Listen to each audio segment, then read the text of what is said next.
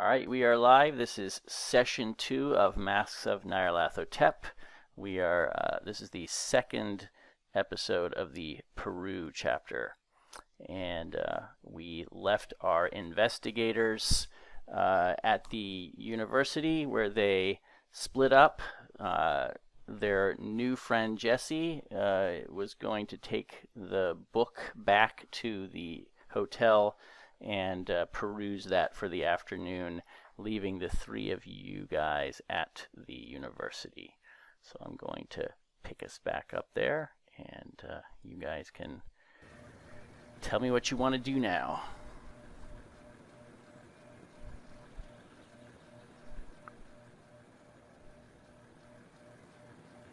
And Natalya will look over to Benjamin. So, being the investigative journalist, what exactly do you think we should look into next? Well, I think that it might be very prudent to go back to the basement and see what else we can turn up or discover down there. But that would be entirely up to you. You've seemed to all have expressed much disinterest in such things. Personally, I do not see the additional information that we can gather from the mummy, but maybe we should see what the professor was looking at before he was attacked. Well, there was more than just a mummy that is down there, so I really do believe that there could be something more. We only really checked but a couple of areas, and we followed these footprints odd as they were, but we did not continue to follow them. So, who knows where those could have gone, other than the fact that in this room here we found but some small specks of blood, which could be from a boot print or footprint or shoe print or whatever exactly. You make a good point.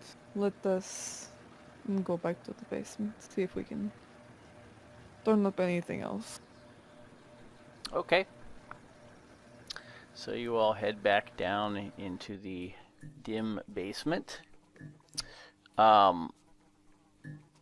So if you'd like, I'll just sort of abstract this. It sounds like you kind of want to just sort of do a random search through things. Are you focusing on the area around where the pool of blood was and all that, or are you kind of fanning your search out to other places? I think It could take days to go through all of this stuff, so I just kind of need some sort of guiding principle to tell me what exactly you're focusing on. I think time isn't exactly on our side in this particular instance because we're shipping out on Monday. What is this? Friday or Saturday? It's Saturday afternoon now.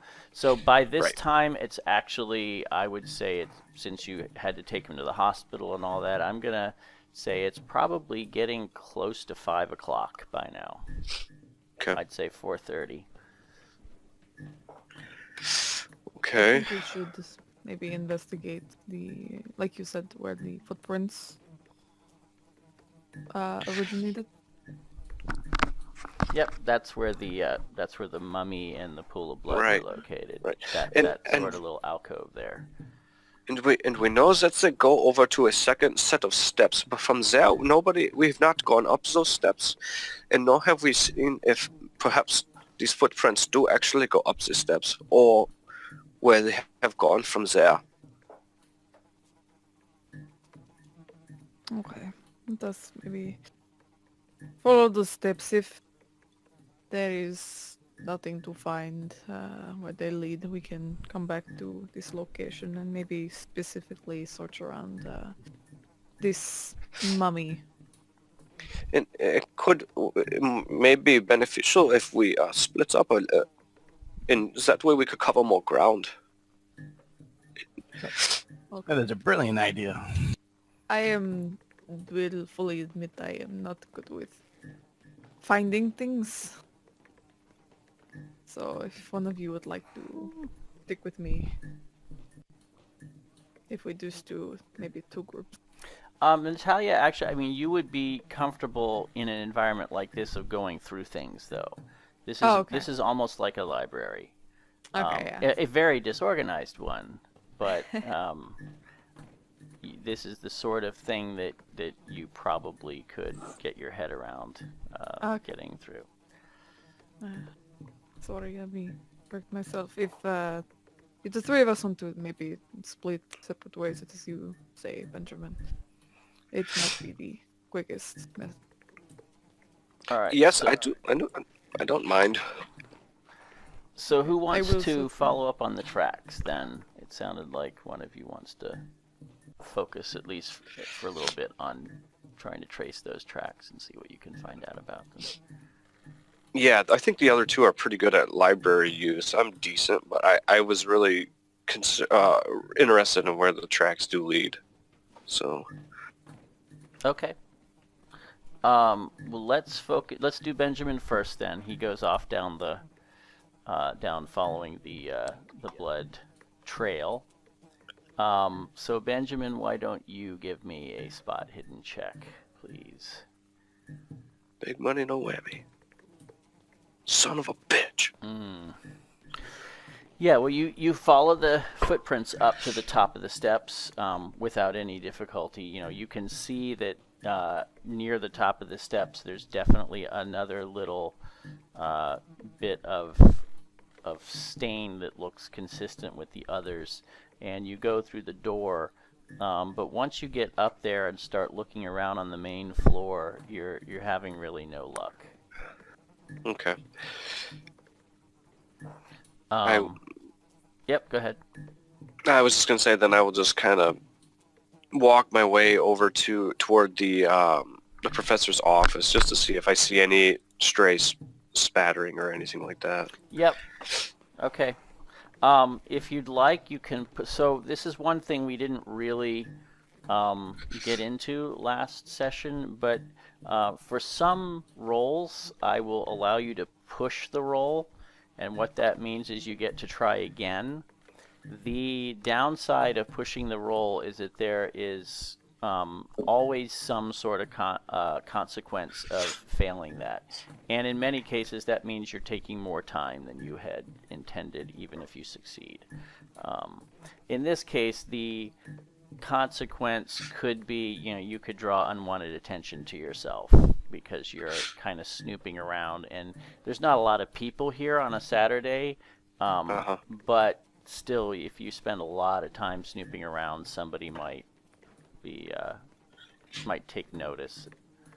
So, and just to add to what Darren said about pushing the roll, which, yes, well, we didn't get into it last time, but that is a good thing to be able to do, is re-roll.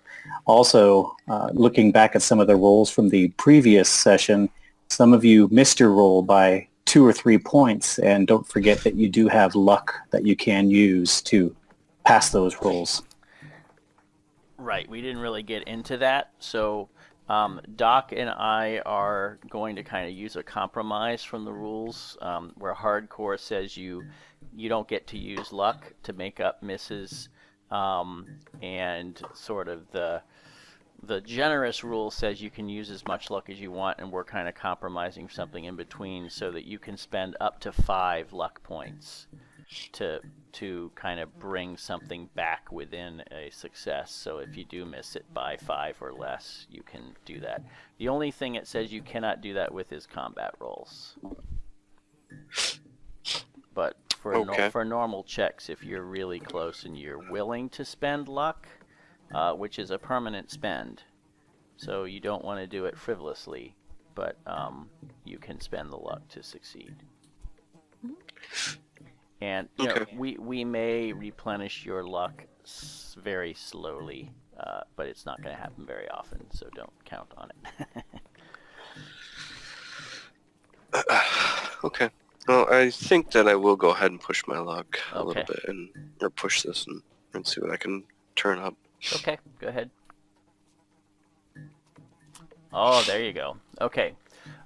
So it does, you spend more time probably almost an hour looking around, but you don't draw any unwanted attention, and you do pick up what you initially kind of dismissed as just normal stains on the wood floor. When you go back over them more closely, and you become convinced that these are tracks. They're very spotty, but they do lead you to conclude that the steps did go up the steps and then go down the hall to the professor's office. Okay. And is it possible just to kind of rummage through like the professor's desk or anything like that Sure. too while I'm at it? It is quite possible to do that. Just to figure out what exactly he may actually be getting into fully. Okay. I am going to let you roll again. I do think that, again, spot hidden is probably the most likely skill for that. Wow, very nice. Okay, so you spend time going through his desk. It's not locked. You don't find anything, I guess I'd say, incriminating. There's no documents or, strange notes or anything like that you find. It looks like he is involved in a couple of research projects that have nothing to do with the Larkin expedition or a pyramid, but it does look like he has been on his desk making notes about the Larkin expedition, and it appears he doesn't really know a lot from the notes. He has, determined they're very general notes, like that Larkin is assembling a team of people not from Peru, and that's sort of, with a couple exclamation points after it, and underlined. He's really obviously that really disturbs him, and he you can see that he's started a list of people he might contact if he does get to put an expedition of his own together. Okay. I'm just going to go ahead and jot all that stuff down, or at least make note of it as best I can, and then Sure. I will make my way back to the rest of the party. Okay. Natalya and Thaddeus, why don't you give me some library use rolls first of all?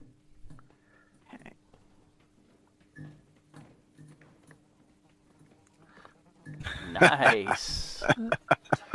Very good. Thaddeus, you're doing better than the librarian herself. Very, very good. Might be because this is all priceless artifacts. Yeah. You find them all very interesting. You spend some time down here. Unless Doc has something to add, there's a lot of very interesting artifacts that you locate, but you don't really find anything related to a pyramid or an expedition or anything that really stands out as being directly related. However, I would like both of you to attempt an archaeology roll for me. Come on, look, strike twice. Okay. Okay. And Natalya, would you give me a luck roll, please? Okay. All right, you fail your luck pretty spectacularly. While you are rummaging around in that cubicle, a kind of badly balanced box that's a crate that you're kind of reaching for tips over, and you have to kind of fall out of the way, and the box falls right on the mummy. Oh. And make an intelligence roll for me, please. Oh. Nope. Ah. Ooh. There we go. Okay, that's quite good. To your horror, I guess I would say, the box, as it crunches onto the body, makes a kind of sickening squish. Which is not what a mummy should sound like. Oh. Which should be hardened. And it kind of crushes the chest of this mummy. Oh, jeez. Tally's gonna kind of panic a little and start like moving the boxes off the mummy and trying to see exactly what happened. Yeah, as you move the box off and actually touch the mummy, probably inadvertently, the flesh feels not as dry and hardened as you expected it to feel. And your hand kind of involuntarily jumps back, and you kind of let out an involuntary scream for just a moment. And I need you to attempt a sanity check for me. That's your SAN macro. The first one. Okay. Yeah, so your heartbeat quickens a bit, because at least for a moment it really seemed like this was a living body. And you have seen other mummies in the down here, and they don't really look quite like this the more you're looking at it.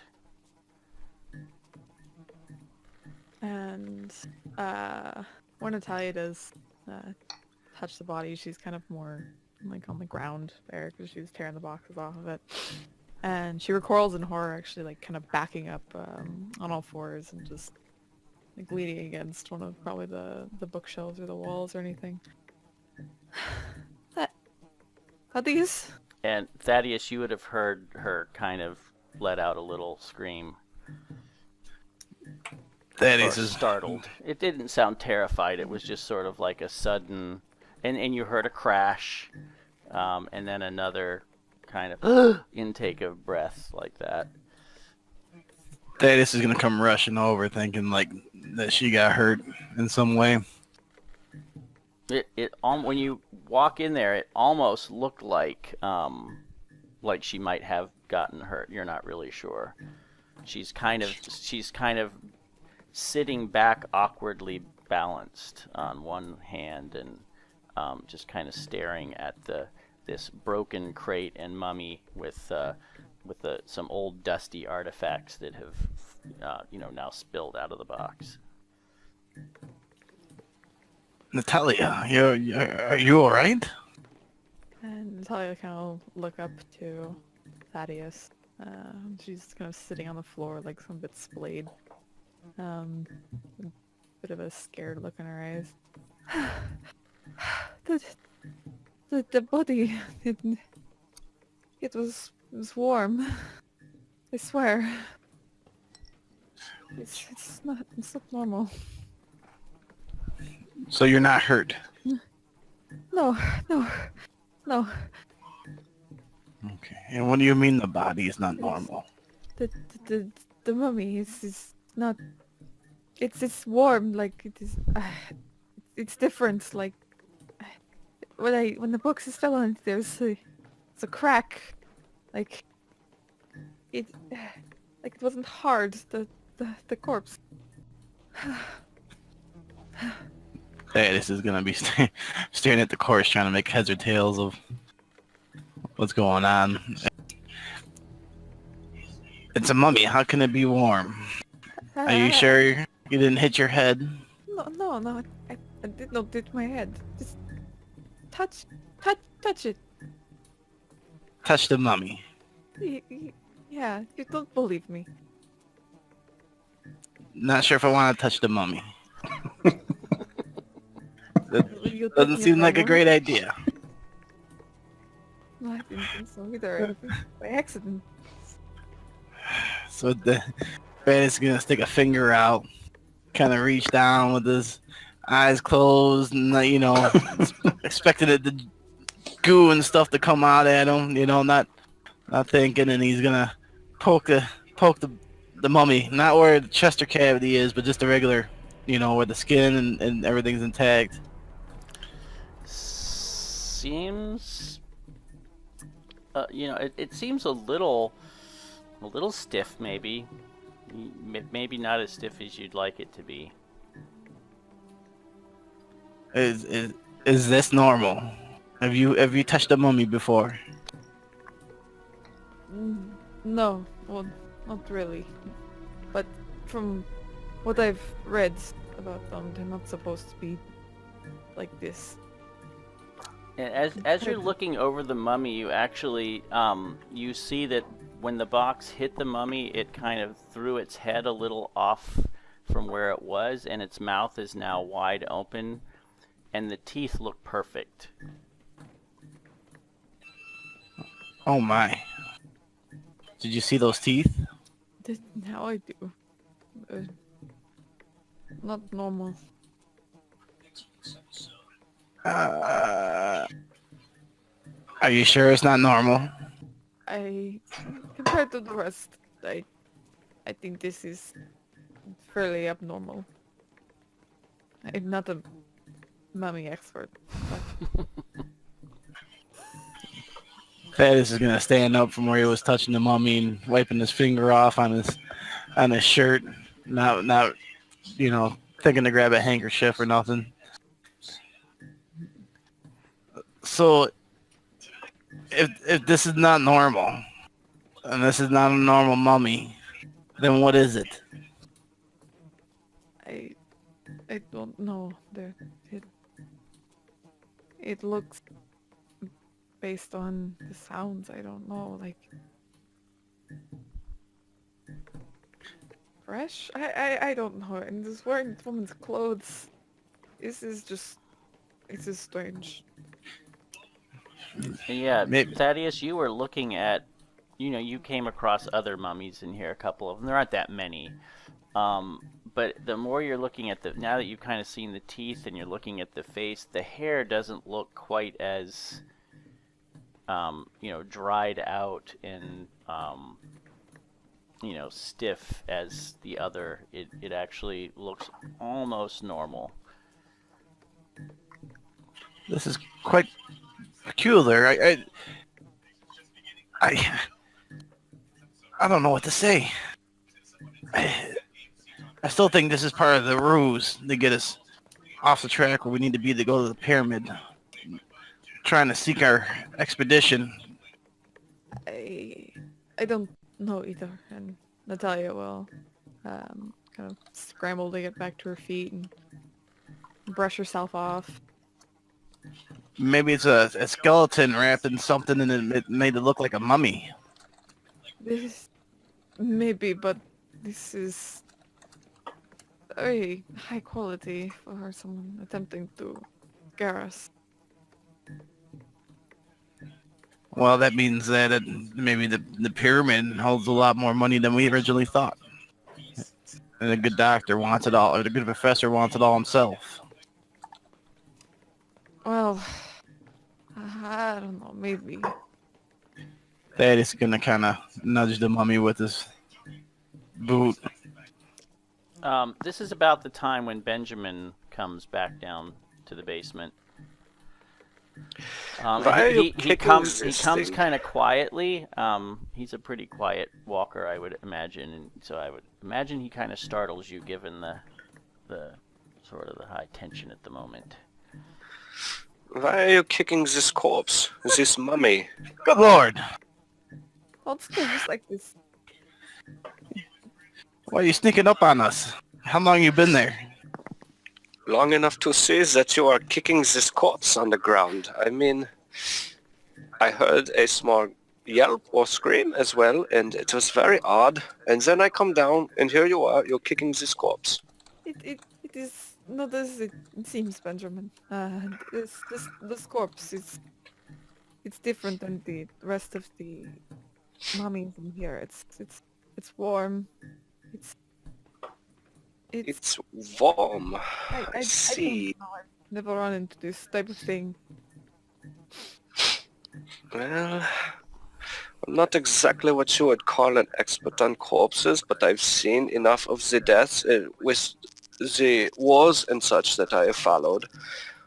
But I do not consider myself an expert by any means.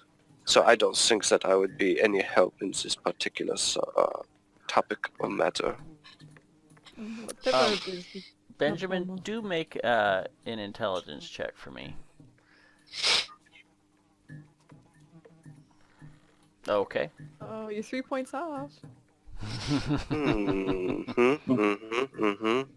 Yeah, I think I'll burn those 3 points. If Okay. that is cool. You certainly can if you'd like to do that. I will You remember seeing a picture when you were going through the professor's studio or his office rather. You remember seeing a picture of some of his students, and Ms. Rizzo was wearing a pendant with it was a round with some turquoise in settings, and you see on the corpse that very same pendant is around the mummy's neck. Ah, but look, what is this? I may not be any kind of expert with the dead, but I do know the living, and this person appears to be wearing a very, very similar necklace or pendant that missing Miss Rizzo was wearing in a photograph that I saw in the professor's office. It is. If it is not the same, then it is very, very similar. And Natalya will kind of look at the pendant and look over at Benjamin and a bit more horror, like an expression of horror starting to kind of grow on her face. Do you think maybe this could be? If it is, it would be a very, very odd state that this body is in. Either it is in a very heightened state of decomposition, or somebody has performed some type of poison or something in order to drastically change the decomposition, perhaps to cover up a crime. I don't know. And we're in here with it. Talia will start actually kind of backing up a bit more out of the room. Mhm. I am not comfortable with being in this place anymore. And you, Sadius, are you not comfortable as well? No, not at all. Well, then I think perhaps it is best that I just get maybe 1 or 2 more pictures, and then I would do some close-ups perhaps on the clothing and this necklace for comparison's sake. And then I suggest perhaps that we just leave, because I don't think that there is anything else that we can turn up. And we can kind of discuss and go over things, perhaps over a nice dinner later. Yes, let's get dinner and beverages. I'm going to wait outside. Natalya kind of exits the room very swiftly, kind of wringing her hands a little bit as she leaves. Benjamin will just start to kind of unpack his camera again and get the shots as briefly as possible. Okay. and then leave. Thaddeus, are you going with Natalya, or are you waiting around?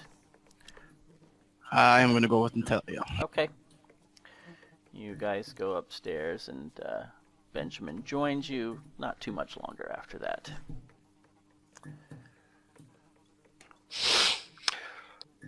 So, where to? Yes.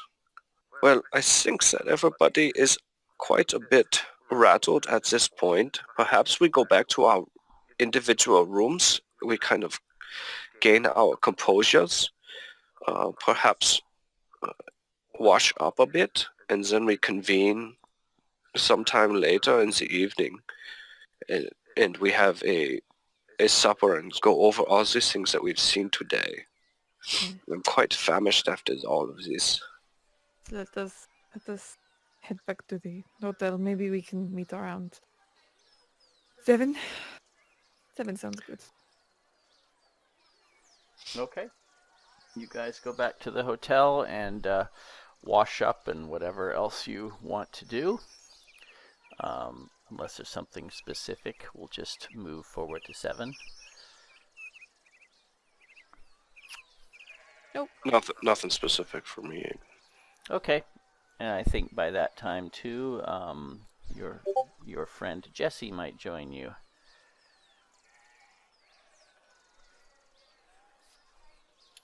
Sure. So, all right. So yeah, you can go somewhere for dinner and talk if you'd like.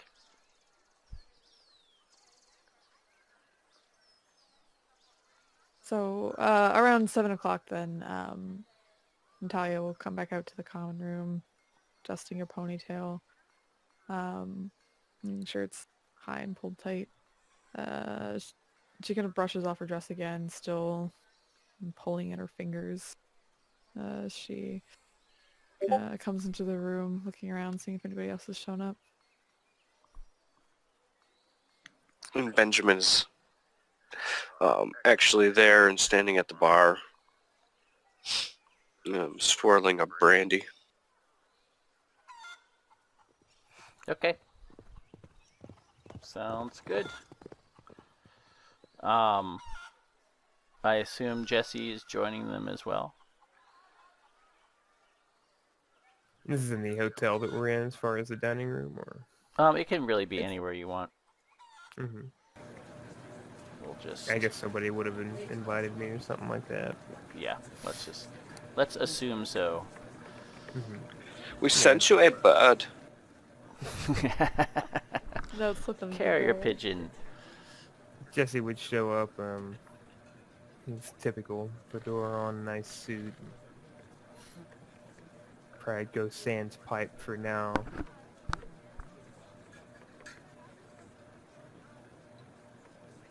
Natalya kind of look around to see if Thaddeus is coming.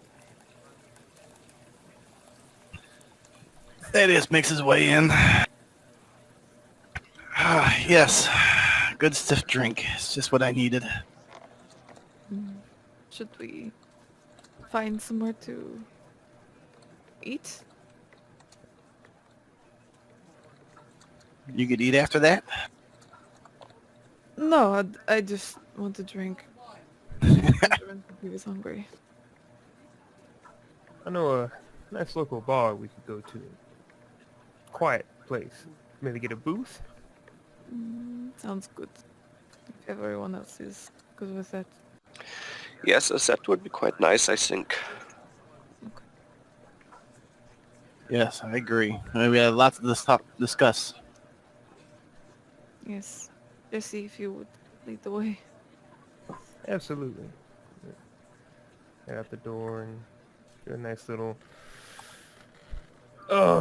speakeasy-esque place. I know that's not a thing here, but something similar kind of style. There is a rather famous bar that has food too. that you could go to if you wanted to. Morris's Bar,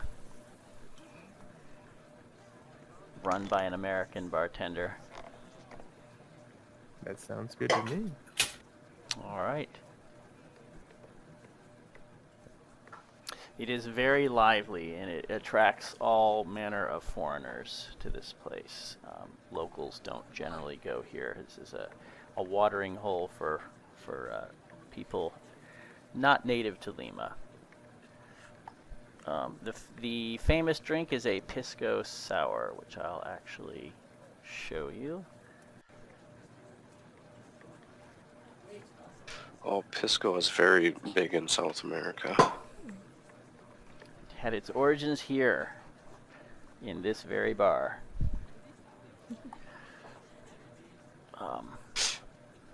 They also have some food too, but clearly the drink is what attracts people. And upon entering, Natalya will kind of try and scope out for a booth. Okay.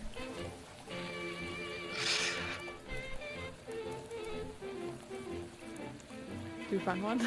Sure. Okay, good. So Natalya will kind of take the lead once they enter the bar, sliding kind of into the corner seats of the booth. Just kind of looking out the window, hand on her arm, and just kind of tapping against the table. Definitely more nervous than before. Jesse will have a seat. You alright, Natalya? Look a bit nervous. She'll look over at Jesse and shake her head a bit. No. We looked back at the mummy in the basement, Thaddeus and I, and something not right about it. Yes, actually, this mummified corpse, it appeared to be wearing the same necklace or pendant that the missing Miss Rizzo had been wearing at any pictures that I saw in the professor's office.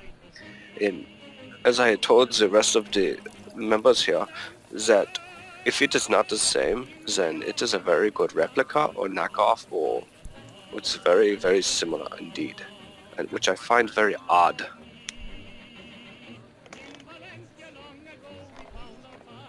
Yeah, something's not right about that whole mummy mess. Strange business down there at the university. Yes, and I actually followed those tracks back up the other set of stairs and followed them through the university, and they do lead back to the professor's office. And I managed to look through some of the papers and notes that were left there by the professor. But the most, the greatest oddity though that I found is that these tracks, they most definitely went from the corpse down in that basement to the professor's office. So I don't know if somebody is practicing some type of poison or something, and perhaps this assailant or attacker, perhaps he kissed the Miss Rizzo as well, and had some kind of poison or something applied to his lips or something. I don't know. It's very odd. Well, part of the reason that I wanted all of us to meet over at this little secluded area was in the bar, to kind of go over some concerns that I have since you're going to be on the expedition with us. I don't want to leave anything that I know away from y'all. You seem like good people, and I wouldn't want something to happen to you because of me not letting you know about something. What is it?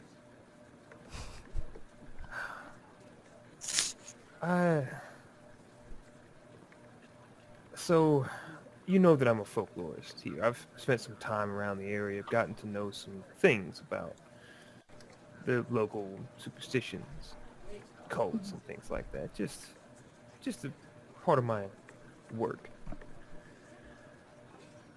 I've spoken with the locals in this area. Spent some time around here. I remember how we were talking about the Karisiri. yesterday at the professor's office. Mm-hmm. Well, a certain member of our expedition has been said to be someone to be feared in this area. I think that all of you have a pretty good idea of who I mean. Mm-hmm. Mr. Mendoza. Just making sure he Yes. clarifies it. Now, some people think that he is one of these things. Again, I clearly don't believe in such nonsense as that. There's no such thing as monsters, but that doesn't mean he's not a different kind of monster, a human kind of monster, if you catch my drift. And I don't know a great deal about Mr. Mendoza. I just know that he was hired on as an expert of some kind, guide, before I was hired on. So he's familiar with Larkin, or they're familiar with each other, I think. I don't really know. But his name wouldn't come as much as it does if he didn't have some kind of connections here. So I just wanted to be upfront with all of you about that. Yes, well, that is odd that you would bring up the Mr. Mendoza, because he was mentioned in a letter, actually, down in the basement. It was a letter that was written in 1541. Now you're I don't saying think that. it's the same one. No, but I do believe that it is very...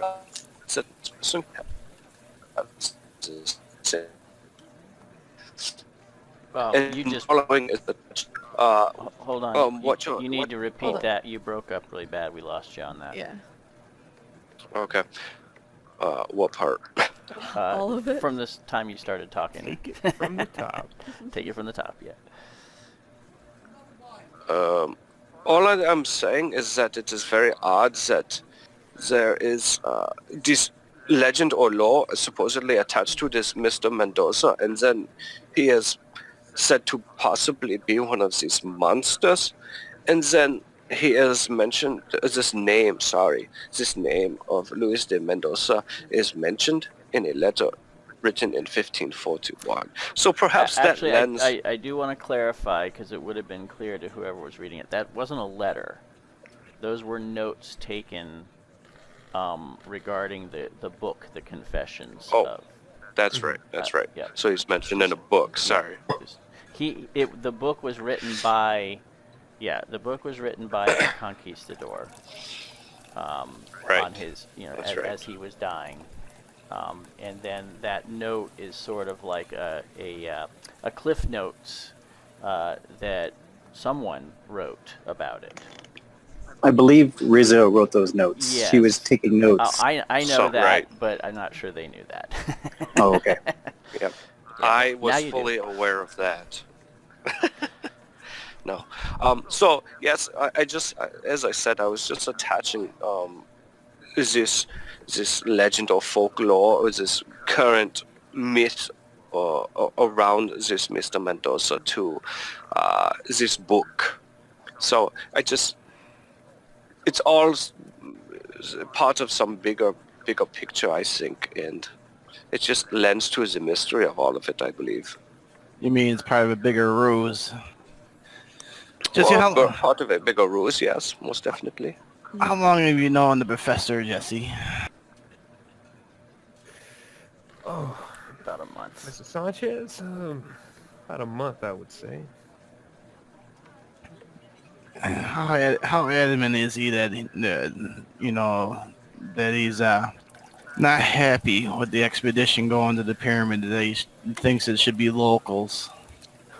I mean, you've heard the man. I've been listening to him for the past month at least 5 or 6 times over our conversations, complaining about it. With due reason, to be fair.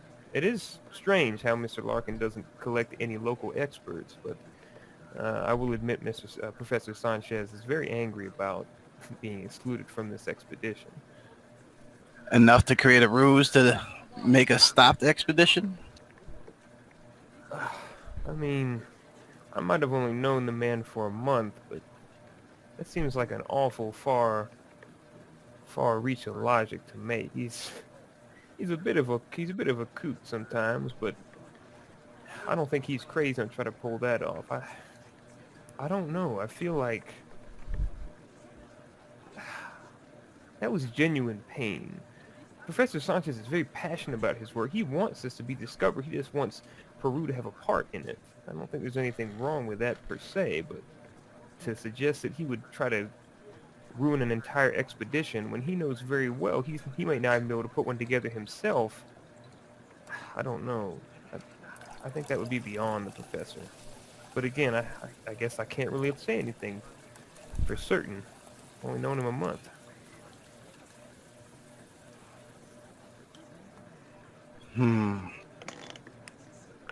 So yes, indeed. So there is possibly some degree of mystery, though, that is surrounding this professor, and most definitely something is odd is happening down at this university. And with your limited experience, really, with the professor in general, it's all very very difficult to say exactly if he could, yes, indeed be trying to, how do we say, get rid of Larkin and his expedition crew. I mean, it all ties nice. When you read the confessions, it uses Mendoza's name, and Yes, but perhaps it is all too convenient. well, that's what I'm saying. And then there's a mummy that would scare us off, and then lifelike, nice teeth and everything. It's all really too convenient. Like almost like we were supposed to go down there, and all this was supposed to happen. Or perhaps we weren't supposed to go down there and find that. But again, this could all be part of some elaborate ruse, and we are just falling into this perfectly. It could be. Could be they're just trying to scare us, and I will say slightly effectively, but personally, and I assume all of you as well, I will keep on with this quest.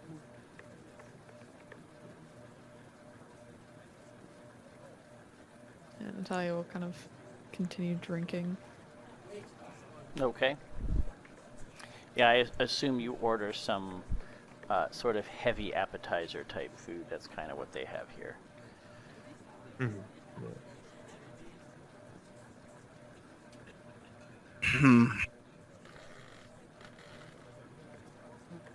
I agree. I think continuing on with the plans is good. We come so far, and I really want to get going on the expedition. No, never mind. I just think we should continue on. Well, I do agree with that, and I just think that it is very odd, and it would be unwise to ignore all of this. Because if we do go on this expedition and something is trying to prevent us, or perhaps this professor, it could mean the undoing of our party, or perhaps being killed. And I'm not exactly keen on that idea. No, you're right, we should decent mind. Just approach this maybe more carefully than we have been. Yes, indeed, more carefully. We also do have tomorrow, correct? We don't actually leave on our expedition until Monday. Correct, Monday So morning. we do have an extra day where we could actually look through some of this stuff or look into it. Well, how to make a mummy? Maybe see if we can speak to Larkin about how you met No. Mendoza. Yeah. Perhaps, yes, speaking to Mendoza, or perhaps even speaking to Mr. Larkin about this more. You can speak to Mendoza. I do not think he likes me. If you think you can pry more than 2 words out of Mendoza, I'll eat my hat.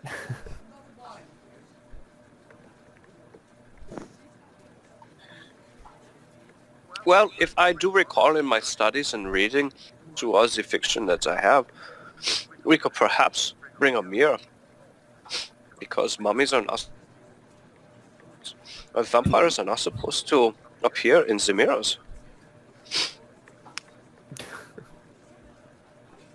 At least according to the legends. I've seen Mendoza walk by plenty of mirrors in the time that I've been around him. No, I don't think that Mendoza's a vampire or Carceri or whatever they're saying, but I think that if the folks are saying he's a man to be feared, I have no reason to doubt the townspeople or the locals. I think he might be, well, he may be connected with one of these cults, maybe, in these areas. That's my only concern. But people are usually we like to make up these interesting stories and fictions about monsters or strange beasts, but really the scariest animal there is a human being. Well, I'm not exactly interested in being caught up with any cults either. Oh, sorry. Exactly what cults are in the area? Well, it's part of some of my research in the area, the folklore aspects of it. As with any society, there are sometimes these cults, death cults are some examples that, well, they make themselves believe that certain things are. These Karasiri, for example, or they make other fantastical elements up that kind of drive them to do these things, sacrifices, mutilations, murders, things like that. Particularly in these countries which have more vast expanse and some areas that are unexplored, these things seem to come up from those who are disconnected from the more modernized areas of society. It's been one of my areas of study around here for a few months now. This Karasiri, there's some people that whisper that Mendoza is one of them, but again, I think he's just maybe connected to the cult. So your belief is that Mendoza is tied to one of these more primitive cults? I can't say for certain, and I can't say how or why he would be involved, but his name just keeps coming up when I research information on this particular cult with these Karasiri. I can't put my finger on it, but I have some concerns. And it's interesting that he starts showing up now, especially with this large expedition happening. Yes. Well, how far back does this research and how far back do these dates go? Is that you have researched? Well, I've only really been researching the area for the last few months, 3-4 months. Prior to that, I couldn't really say. Well, how far back does the cult go? Oh, there are stories going on far, far back, many years before now, about East Karasiri. It's a folklore. It's something that's like the boogeyman. So when was the first time you see Mendoza's name, though?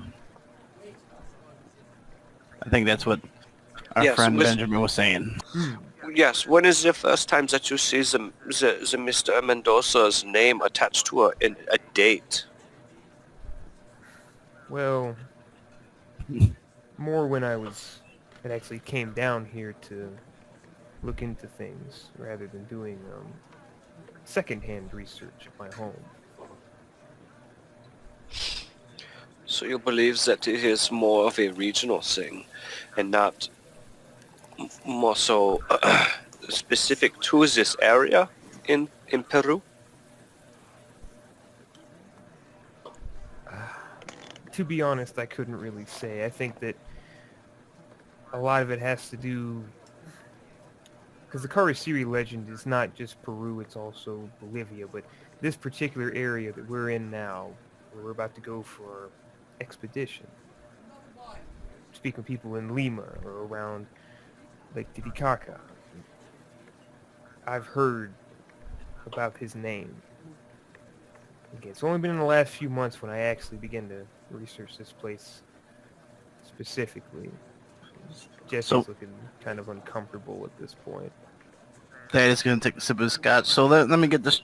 You see Mendoza's name mentioned with the Calasari, but it's a recent finding. It's not been something that, like, you found it recently, but it's not something that, you know, the history of all this doesn't point them back to, you know, earlier dates. Nothing that I can really tell, only that he's connected with it. No, Has- what Jesse was told on asking around is that Mendoza is a recent appearance. It's not like there's a legend of Mendoza or that his name comes up over a long period. It's just he has been seen in the area in the past year, no more than a year earlier, and that has people are suspicious of him and don't trust him, and some say he's one of these things. So perhaps our next step moving forward is that we try to do some research on this Mr. Mendoza specifically. Maybe not necessarily question him by any means or anything like that to really raise suspicions, but I'm sure there has to be some kind of local record or local telling of this man.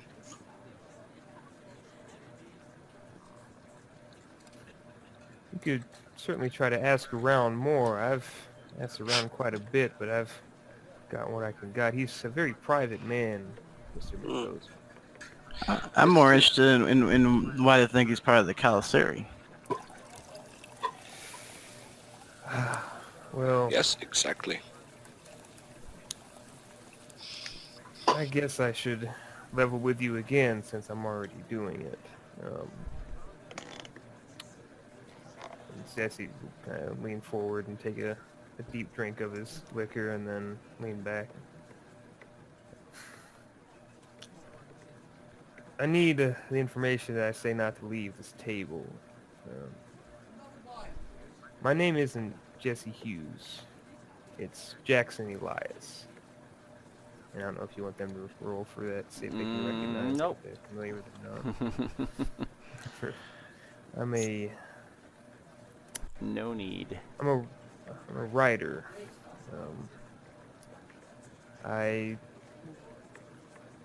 My area of expertise, I guess the subject you say I would write about the most is books about strange, violent cults. This is something that I research heavily all the time. I travel to places and research this information.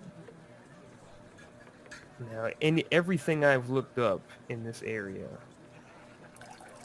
all of it has to do with some kind of connection with Mr. Mendoza. That's how I know I feel he's some way connected to this. I can't show you hard evidence. All I can say is secondhand stories I've heard. He sounds like a dangerous man. And I think he's aligning himself with this legend, maybe as a key figurehead, to sow superstition and fear for something else. What, I can't say. If he's genuinely into the cult, I can't say. If he's using it for other purposes, I don't know. That's part of the reason I'm here doing this expedition, because I'm investigating for my next big project, I guess. And Natalya's eyes kind of light up as he mentions his name. You mean your next book after Sons of Death, correct? I've read your work. That's right. Yes, I appreciate it. That's one of my more favorite ones I've done. But Yes, you're very observant. I greatly enjoy your writing. I'm a bit of a fan. Well, I appreciate you saying so. If you happen to have a copy, I'd be happy to sign it for you, but let's not do it in front of the expedition. Of course,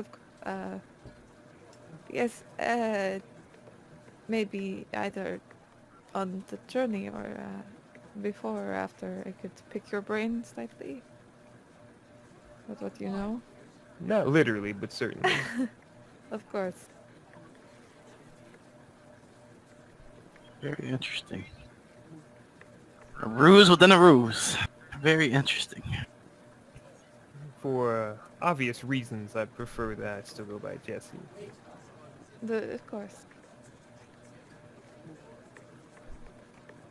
That is the certain. That's a certain I can do. So these, as you say, death cults, you said they, maybe like in retellings from India. That's where you did your research, correct? Right. I always try to get as much first-hand experience as I can. Do you think the rumors here of what is going on is similar to what you found in India? Well, no, each cult is very different. I think that these have their own particular cultural aspects that are much different from the Thuggies in India, but here there are obviously some similarities with the level of violence or the level of commitment, things like that.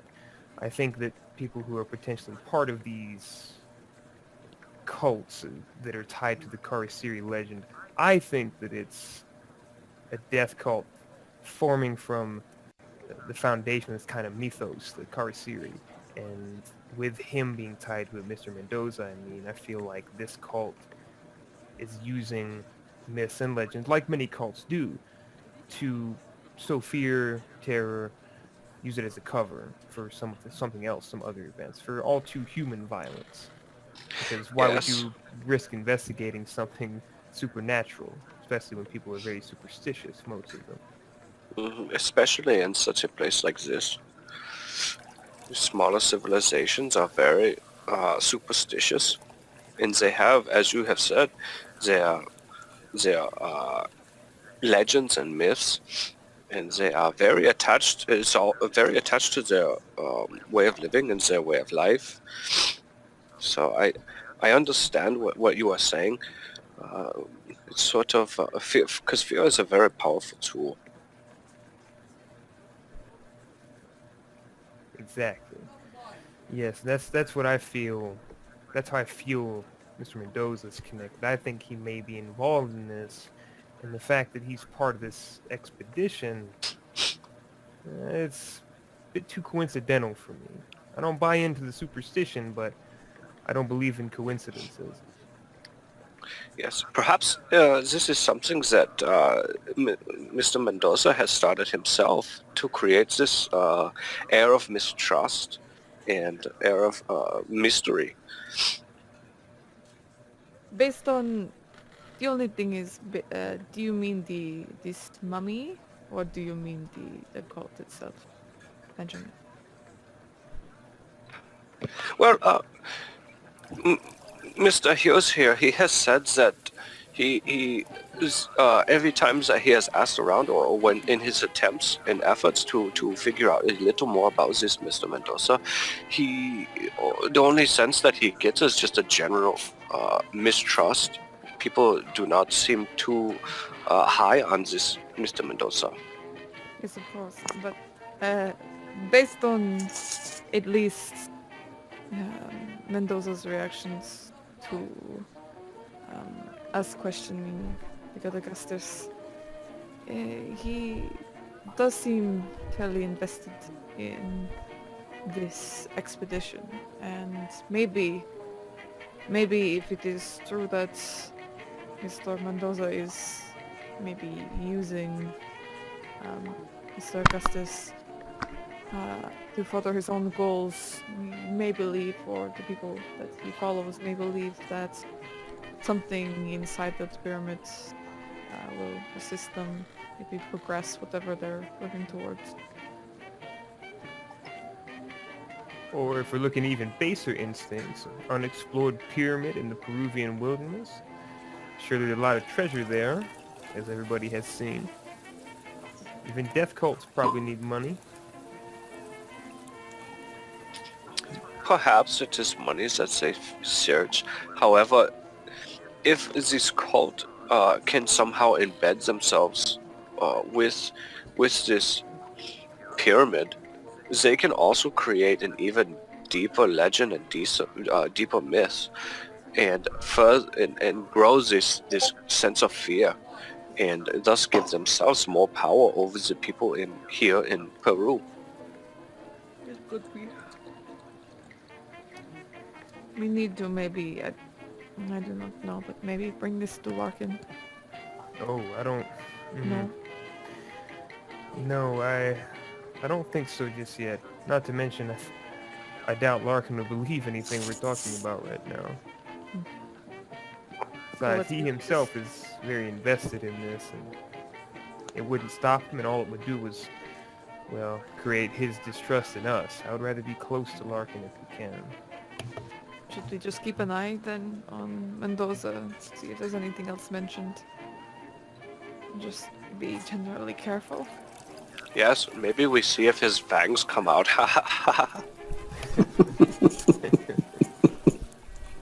You should watch for that, or perhaps a few... I don't know, would you think Peruvian vampires sprout wings? I don't know, but perhaps this was a Peruvian vampire who's going around kissing people on the mouth. That is odd. I think I'm going to put my lips to another drink.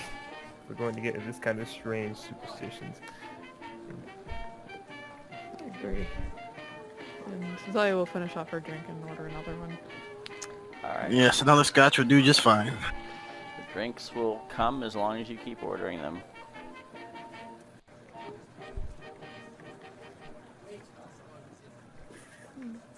Yes, well, I think that it would be best if I got back to my room so that I could begin to develop some of my photos.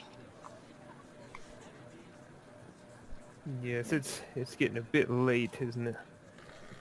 Well, I suppose we should go ahead and get back. I have a few more pages I want to try to study from that book, but again, I know I've shared quite a bit with you this evening. I just appreciate your discretion with it, because I do need to try to keep a low profile while I'm here.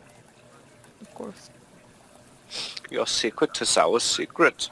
I will take it to the grave, and hopefully not an early grave. Absolutely not. I'm sure we'll all be fine. Head on it. And who is Well, who's picking up the bill for this? Or are you... I am. Oh, nice. Ooh. Oh, well then I'm going to order another one. Yeah, I I need you to be 3 times as quiet now. We all have a friend like that, don't we? Yeah. And as Jesse leaves, Benjamin will stand and just give him a curt nod. Thank you, Mr. Hughes. Wink, wink. Absolutely, sir. You'll have a pleasant night. as well. Thank you. You as Throw me well. off. Are the 3 of you staying, or are you going back to the hotel as well? I'm gonna stay for the one last drink, and then I'm actually gonna head back because, like I said, I needed to get back to develop some photos and whatnot. Yeah, Natalya probably head back at the same time as Jesse. Yeah, after Thaddeus talks to the bartender, he'll be moseying his way on out. Kind of looking forward to tomorrow and not looking forward to tomorrow.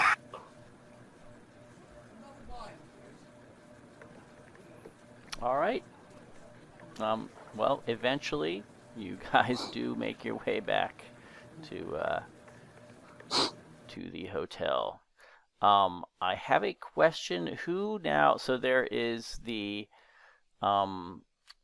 there's the diary, there is the summary page, and there is the heavy golden strip. I believe Jesse has both of the two, the former. Who is holding on to the golden thing? Natalya has it. Okay.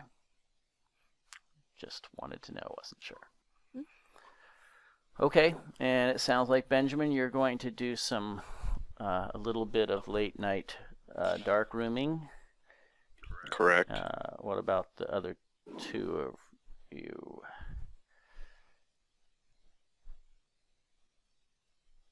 And then, yes, and we will do a bio break, but I just want to know what you guys are doing, and then we'll break. Thaddeus will actually just go right to his room and start getting undressed and looking at his pocket watch and taking his fancy Luger out, putting it, not away or nothing, but didn't reach, being a little jumpy now. Okay. And for a bit, kind of more deep into the night, Natalya's gonna kind of sit in the common room, hair down, and just gonna be reading some notes that she'd made and take some additional ones. Okay. Sounds good. And the night will pass, and on that note, we will have a brief intermission. Oh, it needs carnival music. Natalya is Barnum. joining now. Barnum and Bailey Brothers presents. Let's all go to the lobby. Let's all go to the lobby. Popcorn, please. Like some of that popping corn. Be right back. Oh, that's how it starts. Someone says they'll be right back, and they never come back because they get killed.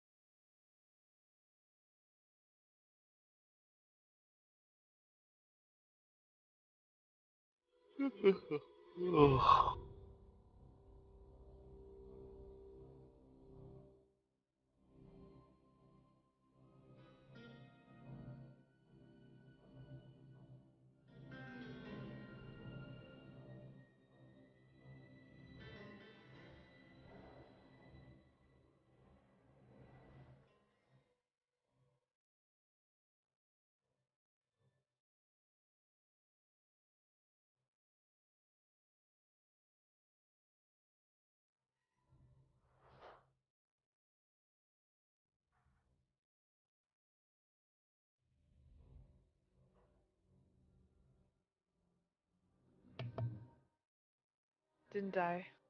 I didn't die.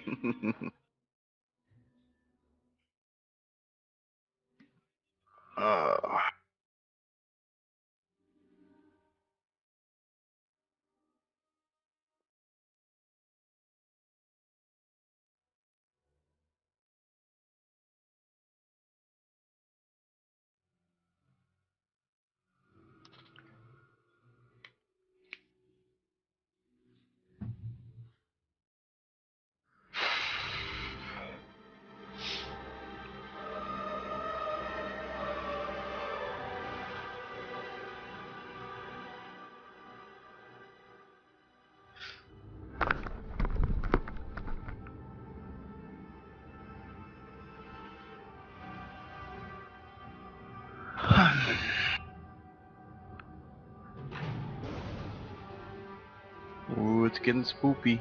I'm gonna die. Spooky Oh, voodoo. no.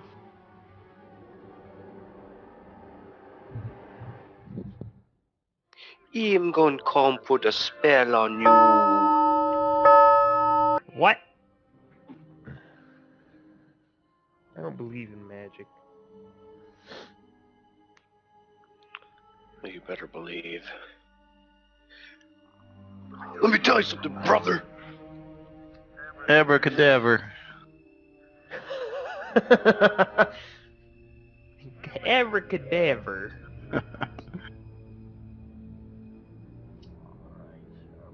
Hmm. One of the greatest magic tricks is how... What was it called? Hulk Hogan's finishing move is just a leg drop. How does that work? That's a magic trick. Dropping legs. Because he's not very creative, that's how. I guess when you weigh 300 pounds and your leg is the size of a tree trunk, it could hurt. But I just don't know if it's going to be enough to put me down. Your wrestling's fake, right? What? Hey, you don't say that! You don't say that! My life is a lie.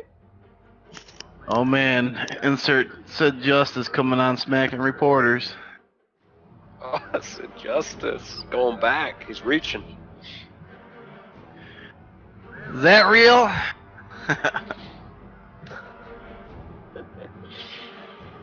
Yes.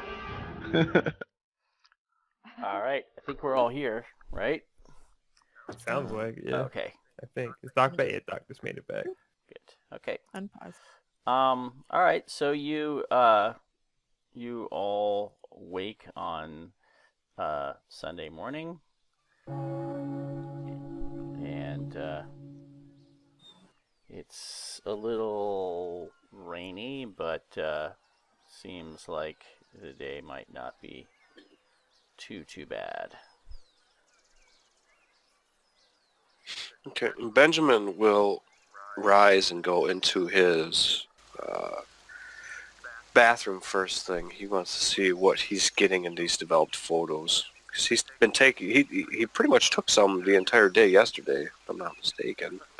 Which I shouldn't be. He did take quite a bit. And you're also becoming aware you're eating through your film pretty quick. You still have quite a few rolls, but at this rate, you might run out.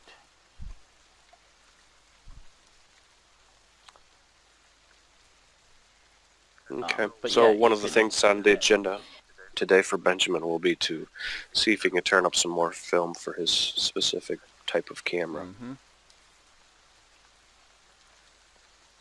And Natalya gets up at her usual 5 a.m. Goes for a run. And comes back and gets ready for the day. Okay. Probably in the common room by like 7:30, 8. And Fedis will wake up and slowly get dressed, tuck his pocket watch in, and take his fancy looking Luger and holster it and make his way down in the common room. Okay.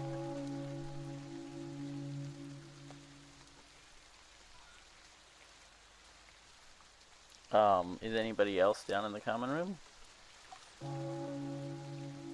Besides Thaddeus and Natalya. I would have. It depends on how late you guys are gonna be down there. Because again, I tend to sleep in a little bit later, just leisurely, because we're not really doing anything expedition-wise right now. And I probably stayed up later to study that book. So Mm-hmm. I think Jesse would probably have slept in a bit later.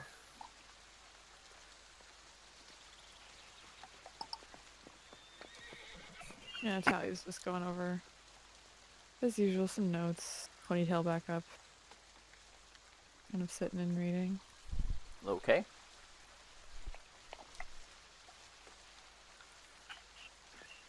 Anything interesting that you jotted down from the other day? There are many things that I have jotted down. Mostly looking into kind of the what drives a man like Mr. Larkin to do these things he does. And also, just some general notes on all of you. I am interested in how you all think.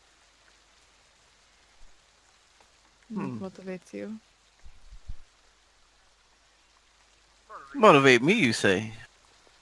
Yes, what motivates you, Mr. Thaddeus? It sounds like adventure, the chance to experience new things. As you have, how do you say, all the money in the world, almost anything you can really appreciate, you can buy.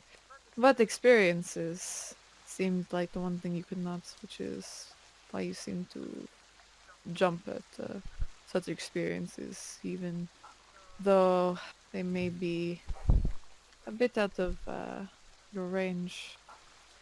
Still excited. Ah, I see what you're saying. Well, to tell you the truth, I've never really left New York too much. No? Oh, I've I've never felt the compulsion to, wander and explore and see other things. I've never really interested me, and at the same time, it's unbecoming of my behavior to do so. And if it wasn't for the recent passing of my wife, I definitely would not be here at this moment. But I figure, she always wanted me to get out, so I figure why not? Let's go big. And saw the ad and decided to jump at the opportunity. Mm. Yeah, it kind of. Apologies about your wife. Um, when did she pass, if you do not mind me asking? Oh, over a year ago. Mm, It's been a little while, so it took me a long time to get over it, but I think this is a step in the right direction. my, though we were not married, when I was younger, uh, my lover passed away. Or at least, I think he did. You I think he did? assume. Yes, unfortunately, he did not return one day. I do not know what happened to him, but easier to assume he's dead. Yeah, no, I understand that. I buried an empty casket myself Mm. in the family crypt along with two empty caskets of my parents. My empty casket. Well, we were on our way to a family outing, and I was running late. So they went ahead of me, and I finished up what I was doing, and as circumstances happened, they ran into some trouble and lost to the sea. Uh, Again, I am sorry for your loss. I'm It's sorry for terrible. yours. It is. But you can't dwell on it. That's what I was told. So here I am. Do you have any, or do you have any kids with your wife? No, never did get that far. No. I did have a brother that I never see. I don't know. I haven't talked to him, and he didn't come to the memorial service or anything. But Mm. that's about that. So your wife inspired you to go traveling like this? Oh no, she inspired me to break my shell. I was really introverted. I guess that's the word you guys use. Mm. And she slowly encouraged me to break that and be more forward and friendly. And I was afraid that at some point it would just revert back to how I was, and she wouldn't want that. And so, Mm. Do you mind if I take notes on you? It no, is, yes, it is not for anyone else's eyes, don't worry. It's mostly, it's for myself. I can't stop you from jotting down what you think. Hmm. I mean, I don't think I'm that exciting to It be part is, of note stock. it is not the excitement that I look for, it is interesting behavior. It's, every person is different, how they perceive and how they interpret things that happen to them. And part of my studies is seeing how people react to it, and if need be, finding ways to help them.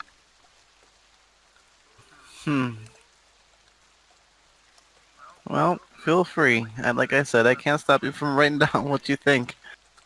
But am I crazy? Is it? Is that what you're trying to figure out? Yeah, you're not crazy. Well, that's good to know. With a smile on his face. Natalya will smile slightly and cross her legs before turning over a new page and jotting down some notes. And about this time, Benjamin comes barging down. Freunde! Oh! And he comes barging over to the table and just throws out all these pictures on the table.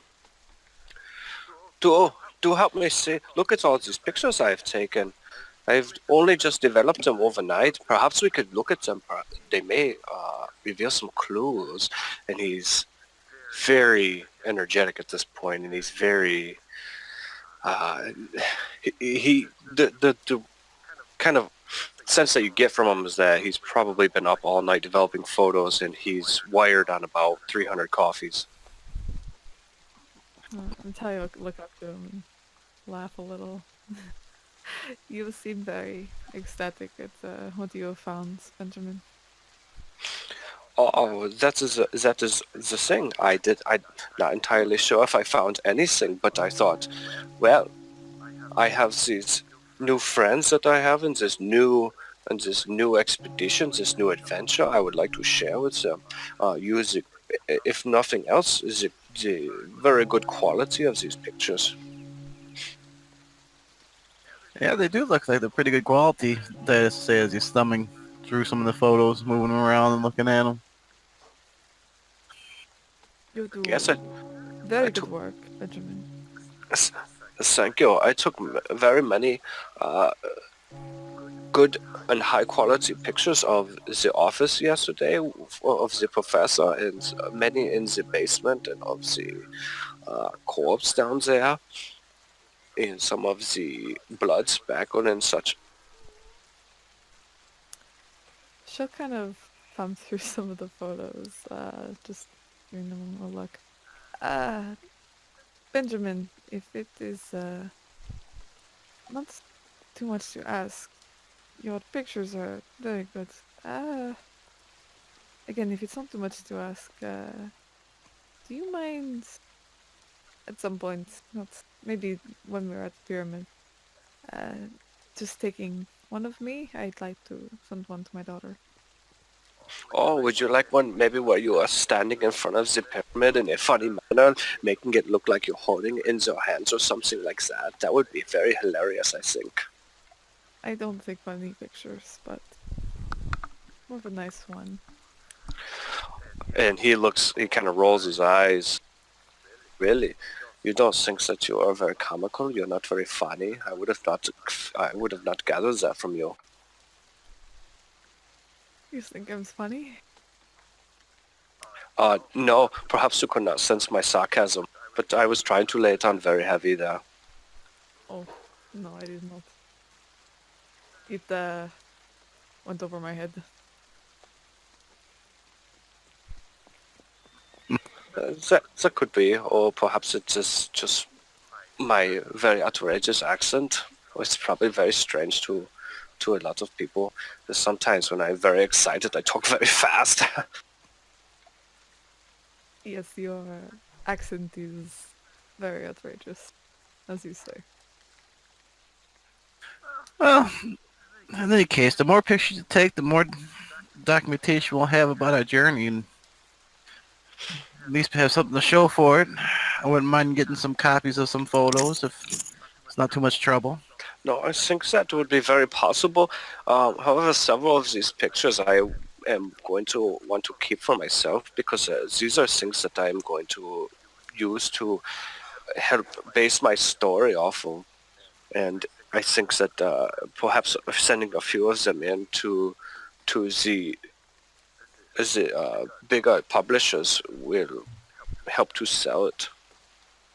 If you need any quotes or anything, maybe some Oh, educated things, I'm happy to give you quotes to put in your article.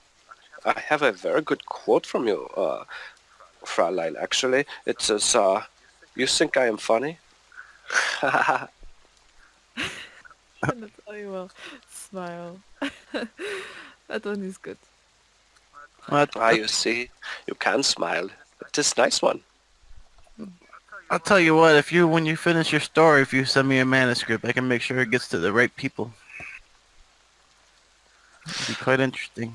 Oh, that could be very good. We shall see. We shall see what comes of this adventure. Perhaps it is nothing of any real merit, but we shall see. So far, the most interesting thing I've seen is this man is going around kissing people, and this Mr. Mendoza so much surrounds him, but yet nothing surrounds him. It is very interesting, to say the least. That is for sure. Well, hopefully when Jesse gets here, we'll be able to make more heads and tails about that book and everything he found. See what he's got. Yeah, as if on cue,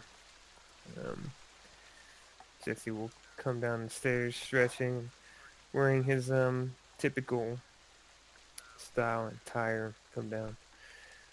Oh, it appears I'm the latest riser this morning. It is still morning, isn't it? I think so. Barely. No, it's You should it's learn about to get 9 up o'clock. early. As they say, strong body, strong mind. Jesse will look Natalia up and down. Yes, indeed, I would say so. He kind of stretches. Well, and looks at the pictures on the table. Hopefully I didn't miss anything too exciting. Benjamin brought in some photos that he took yesterday. Looks like he's developed them very quickly. Yes, I spent all the last night developing these photos. I was hoping to maybe see something that was missed yesterday. So that's what I brought them all down here, and I threw them on this table, and I said, there, friends, let us look through these pictures. I would like to see what we can find. Maybe we can study these more closely.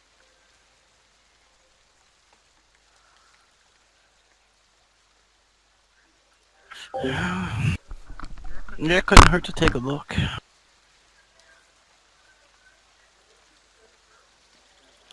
See if you can find anything more.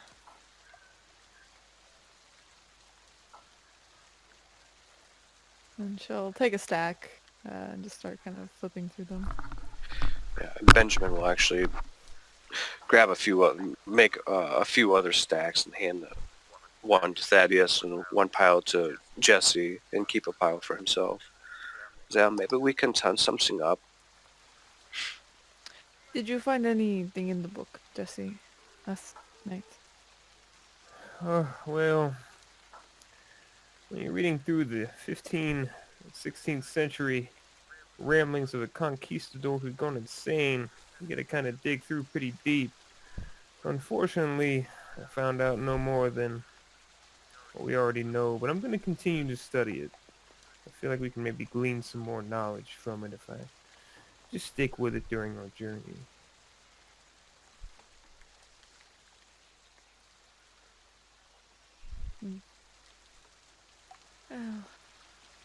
Oh, it is alright.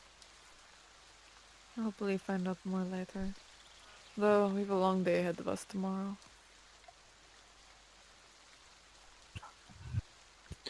Yeah. Well, maybe these photos will turn up some light about the fake mummy ruse thing. But I'm not too sure what all we'll find out from the ravings of the lunatic, as you say. I think one thing we're going to be learning pretty quickly is, for firsthand, is when we go on the expedition, if anything comes out of that, it'll be surely happen during that time frame.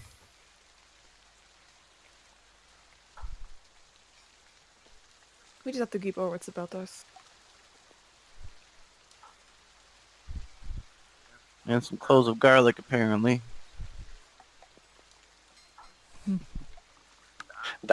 Yes, and then perhaps several mirrors. I feel like the mirrors would be heavy to carry. Maybe very inefficient. Perhaps then we carry the stakes.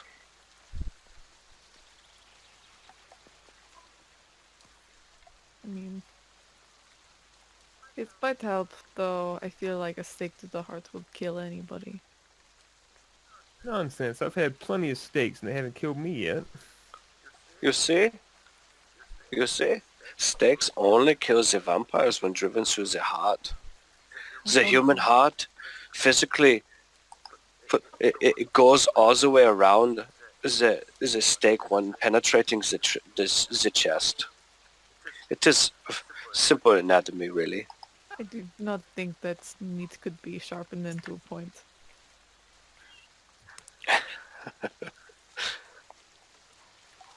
Simple jokes, of course.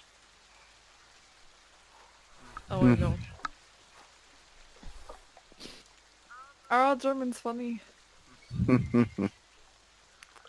No, but how many Germans do you know? Not many. I only Exactly. came to America about a year ago. How many Germans do you know that are as charming as me? And he flashes a big grin. Well, you're the only German I know, so... None? Exactly. So I am the most popular you know. I don't know about popular, but sure. Thaddeus is paying no mind as he's looking at the photos. All right.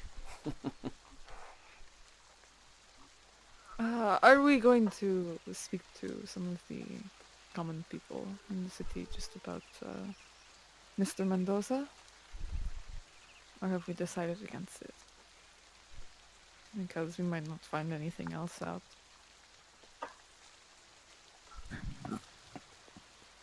I don't know, Jesse, do you know any of the people around here that would know more about Mendoza and his scary connection to vampires? I can tell you if I could find more information about it, I wouldn't have joined the expedition that he's on, to be honest. But Yeah, and the people I don't know that how much more we'll get from all of this in this area. I suppose we could... the people that warned you were really around Puno and the Lake Titicaca. Yeah. He doesn't seem to be known here. You've already made some inquiries around here and didn't. It's not a Maybe name we that should- means anything to locals, generally speaking. Maybe we should check on the professor. I was actually just going to suggest that. Had a day to recover, perhaps he's feeling a bit better. Hopefully. This... I would not want to be kissed mysteriously by a man either, so I feel his pain. Yeah, I tend to agree. Nobody wants to be mysteriously kissed by a man. I'll go hail us a cab if we're ready, or do we want to put these photos away first? No, I shall put these photos away and I'll put them in my little side pack here. Thaddeus to hand him a stack to put away. Should we get breakfast first?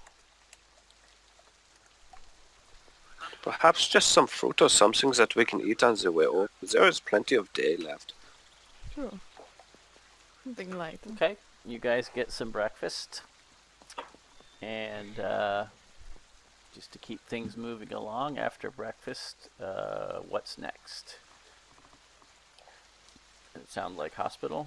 To the hospital. Hospital. Okay, you guys make it to the hospital. By the time you get there, the rain has thankfully started to die down.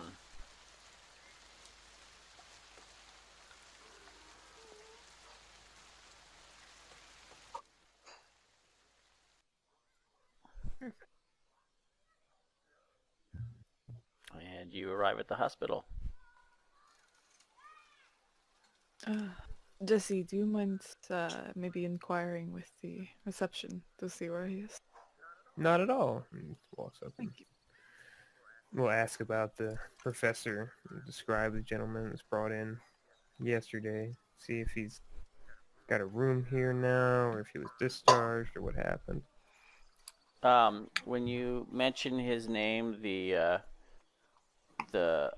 attendant turns to another nurse and says something in Spanish about the name, and says something like, it sounds like, that was the man last night, wasn't it? And the other nurse kind of nods to her, and she said, Senor Sanchez left the hospital in the middle of the night. In the middle of the night? Where did he go?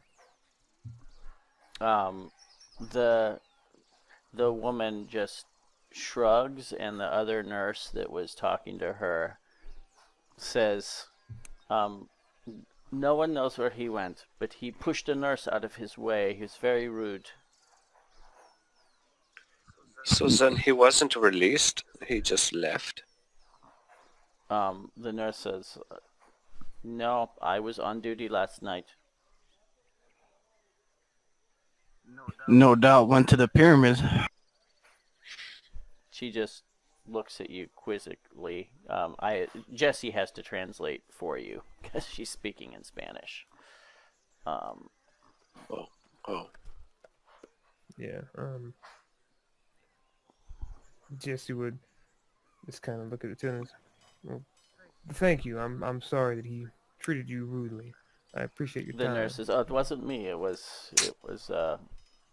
Julia." But Give her my apologies nonetheless if you see her. he says, No, it's yeah, she thanks you. And Jesse will go back and relay everything. That doesn't make any sense. Maybe went back to maybe he's at his office again. Or maybe he's on his way down to where we want to go. After all, this is a clever rules. We're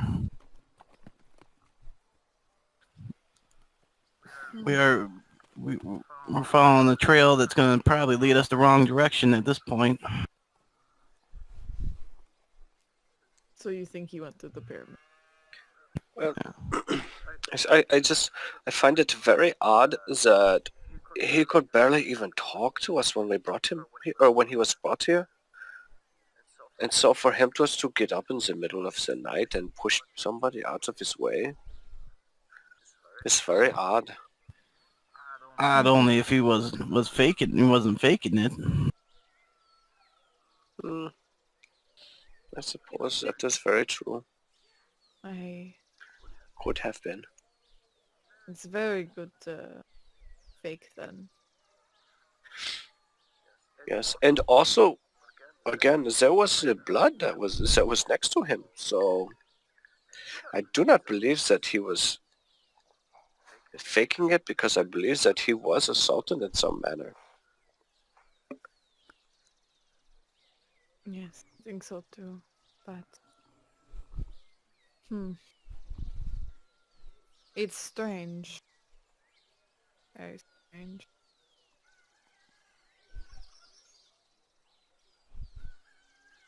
Maybe we should check back. I don't. Yes, His office. see if he's at the university. If not, then we already know where he's heading. Yeah. Unless anybody has a better idea. No, I think that the university would be one of the first places that we look for. Or look at. Well, we could also maybe speak with Mr. Larkin. And imagine a few of you have more questions for him. We do have to kind of watch the kind of questions that we ask, but obviously it couldn't be too much that we're talking about recently. But maybe checking on the professor where he might be is first order of business. Yeah, I do think that Mr. Larkin would be appreciative if the Professor Sanchez is trying to beat him to the pyramid, so to speak. That he would already have a day head start on him.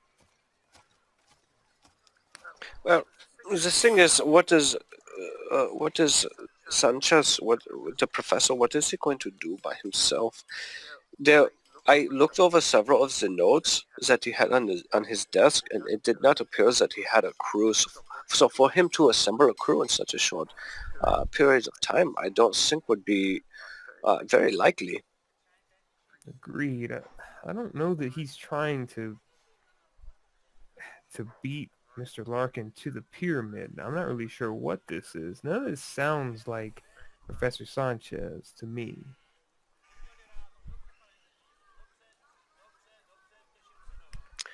Yes, I guess that is very true as well, because he seemed to be of a kinder and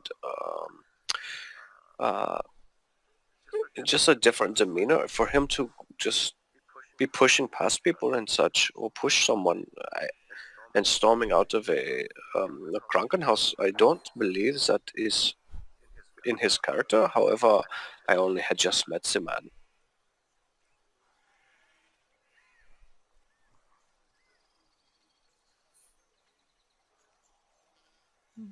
Well, they'll find out, I'm sure.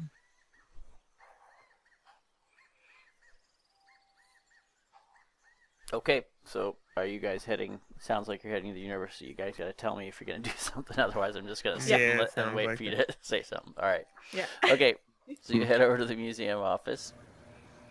It is actually, as you left his office, there has been no change that you can tell. You can. Who wants to give it a look over? This will be a spot hidden check.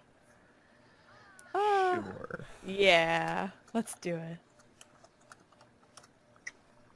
Okay. Who is doing it? Oh, okay. Oh, okay. Wow. Natalya. You guys are Wow. gonna. Natalya was first. You guys are gonna. She got it. Yeah. Natalya, you are quite sure. Actually, Benjamin should make a roll as well. But everything looks the way you remember it being. Benjamin, you gave it a good look over. No, I didn't. You did give it a good look over. You're just not sure if now everything is as you left it. But you did take some pictures. Yes, that is true. Yeah. I took some pictures of the office. It all looks the same. But yeah, as far as you can tell, it's as you remember it being. Yeah, he's not been here. And there's zero evidence that he has come back here, meaning... Yeah, and the papers, Right. the papers that you looked at specifically, they're all still there. This is very odd. Perhaps we should check the basement as well. You can check the basement. I prefer not to go down there anymore. Yeah, I think I'm gonna go ahead and keep looking out this window over here. Oh, the constitution of the Russians is being tested here and has broken. I do not like the sight of blood. I do not know if that is some sort of character flaw to you Germans. It's a Oh. personal preference. No, I certainly I jest. I only jest. Just away in the basement. All right, Benjamin, Jest, maybe I will. you can try a spot hidden for the basement as well. Or, I'm going to say make it an intelligence roll, I think, just to see if... I think that would be a better test for remembering if things are as they were. Not quite sure, unless you want to push it. Push it real good. Push it.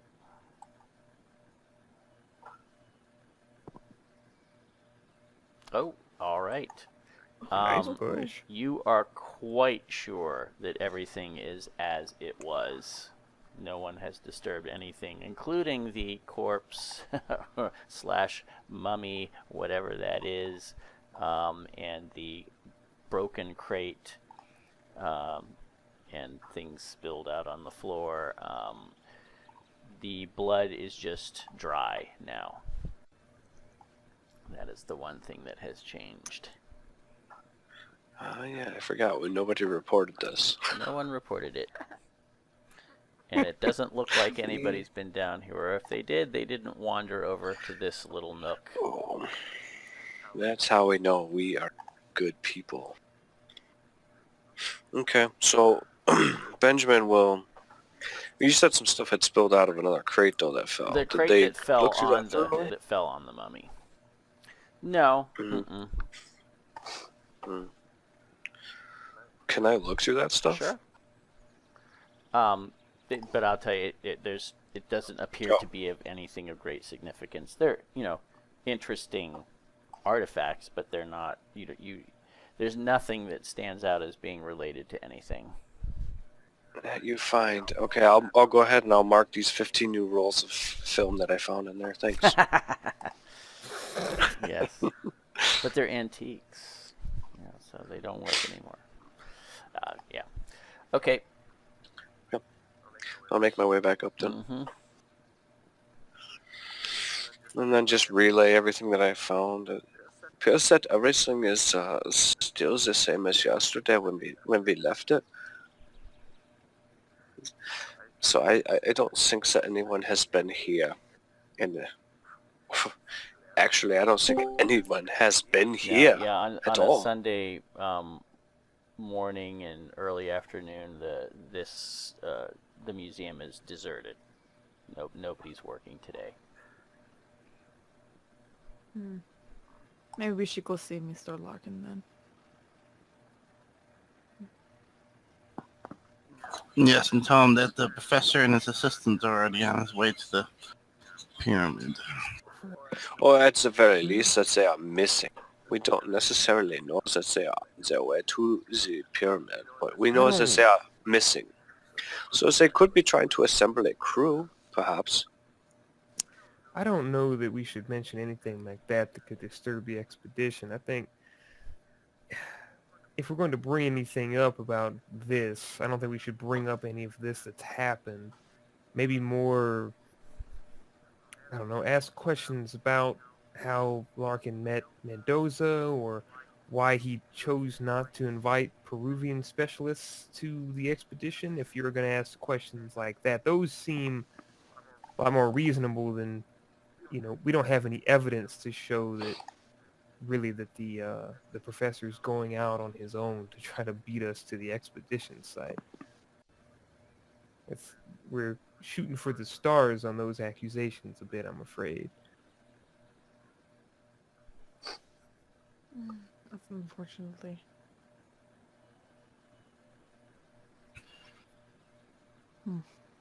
Well, I guess we should Head go. over there? Yeah, and ask him about his guide that he hired. Okay, you want to head over to the Hotel Espada? Mm-hmm. All right. It is a smaller hotel than the Hotel Mari.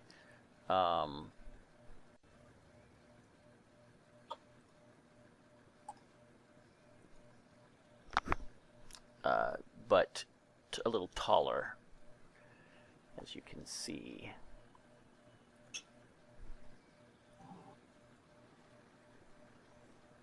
And I guess we walk in and see if there's any sign of Mr. Larkin. There is an old woman who seems to is the closest thing that you can see to someone kind of running the place, maybe. Natalya will walk over. Hello. Do you speak English? So the sorry. So the old woman in front of you, she has a wrinkled face that's been worn by time and by sunlight. You could see the deep furrowing in her brow, the lines in her face, around her eyes and around her mouth, forehead, the way her neck kind of hangs there. She doesn't appear to really have any teeth. She has kind of this rounded look to her lips that kind of just tuck into her mouth. Thin wisps of white hair kind of just sit at her shoulders, and she's got a shawl around her head and slightly wrapped around her shoulder. She's sitting in the entryway there at the hotel, and she's sitting there. She has a cane at her side, and as you approach her and start talking to her, she just looks at you and looks slightly confused and smiles and says, "Hey, ¿qué? Hey, mija. Don't in English, español?" Natalia shake her head and... Jesse came with us, correct? Yes, he did. Okay. So she'll look over to Jesse. Do you mind again? Oh, certainly. He walk up and God, I wish I knew Spanish. This would make it so much more authentic. But I would just start. What's that? Just Hola, señora, and just walk up and really shitty Spanish, but start speaking with her and ask her how she's doing today. As you start speaking Spanish to her, she gets a big smile on her face and nods her head. She's very happy that you know Spanish. She says good morning to you, and then she looks over at the other people with you and asks, what was the young lady asking me? What was the young lady asking her? Is that what she asked? See, the young lady, what was she asking me? Oh, she was just wanting to introduce herself and speak with you and see if you knew if a certain person was here.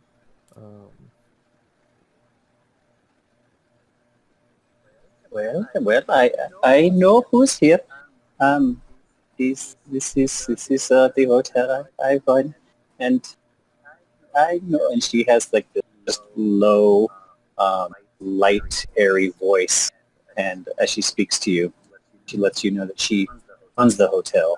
Her name is Petronila Cupertina, and she's the one that runs the hotel.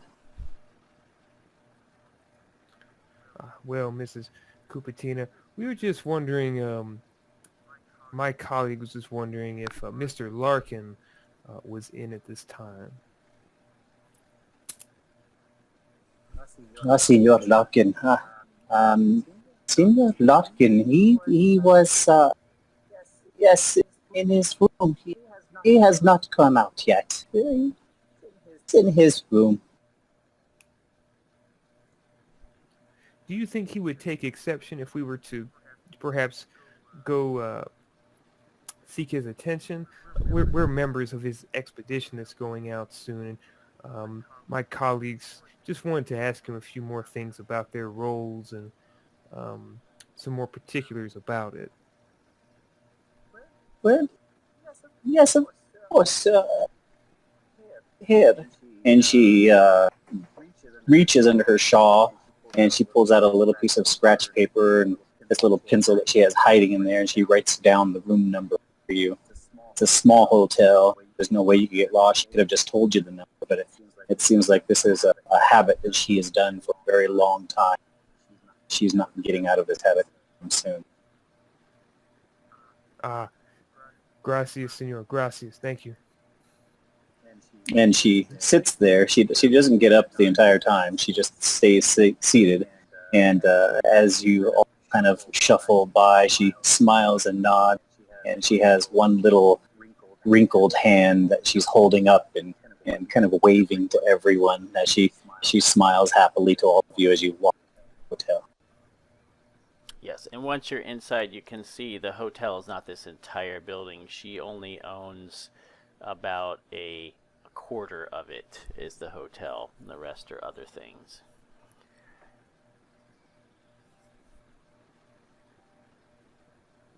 And Natalia will give her also a nice wave as they make their way up to Larkin's room. And once they get there, she'll give a little knock on the door. When you knock on the door, as you knock on it, you notice the door is somewhat cracked. Open. Not the door is cracked, but the door is slightly ajar. And she'll gently push it open. Mr. Larkin? There's no response from inside. Mr. Larkin, are you here? And she'll start stepping into the room, looking around. As you step into the room, the first thing that you notice is the smell in there. It's a mixture of stale air and sweat. It's dank and it's ripe.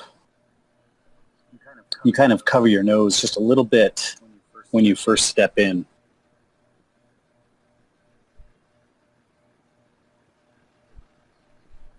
And Natalia kind of cover her face a little bit, kind of blocking her nose a bit. Mr. Larkin? She'll continue looking around. Look, see if there's like a bedroom area. There is a bedroom area. When you walk in, past the mess, there's clothes lying on the floor. There's kind of a table filled with glasses and plates and different things. And you walk in and you see lying on the bed who looks like Mr. Larkin. There's crates around him filled with different things. Looks like shovels and some picks, different things that you would expect he would have for this expedition. But he's lying in the bed, and he kind of moves his head slightly and lifts it up. He's disheveled. His shirt is unbuttoned and halfway off of him. He has one shoe on and one shoe off, one leg off the bed, and he kind of moans just a little bit as he lifts his head, opens one eye and looks at you and smiles. And then his head falls back into the bed again. Oh. And she'll kind of walk over really swiftly and lean down. Mr. Larkin, are you okay? Go ahead and make a spot hidden with +1, since it's pretty simple. It's a closed-in area here.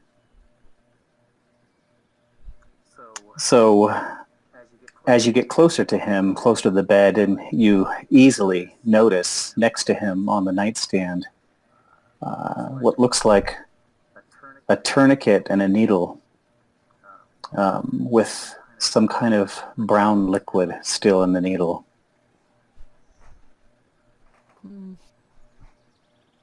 She'll pick up the needle and look at it. I don't know if she's ever seen anything like this before. You can make an intelligence test. Yeah, in her studies of people using things to get by. Let's see, intelligence. Okay, so I mean, you're not completely familiar with it, but you're an adult and you've lived a life, and you know that in some circles this is still kind of a popular thing. you're pretty sure that it's heroin sitting right there at his desk, and that he might be under the influence of that. Natalia will just let out a sigh. Of course. And before, I don't know if anyone else has kind of followed her in to this area, she'll kind of hide it. And if there's a drawer, she'll put it away before anyone else can see. And as you kind of move it into the drawer, and the drawer gives a little snap as it closes shut, Larkin lifts his head up again and opens his eyes. And he kind of blinks a couple of times as he's looking at you. And he says, Natalya. Oh, what are you doing here? Well, Mr. Larkin, we wanted to ask you some additional questions about the expedition, but it seems as though you're a bit indisposed. He raises a hand to his brow and kind of just wipes it. You can see sweat forming on it, and he slowly runs his fingers across his forehead and down the side of his face. And when he gets to the side of his cheek on the right side, his hand just stays there and pulls down on the cheek, just kind of deforming his face just a little bit. And then he starts to shut his eyes as if he's going to fall asleep again. And then he opens an eye. Disposed? No, I'm ready.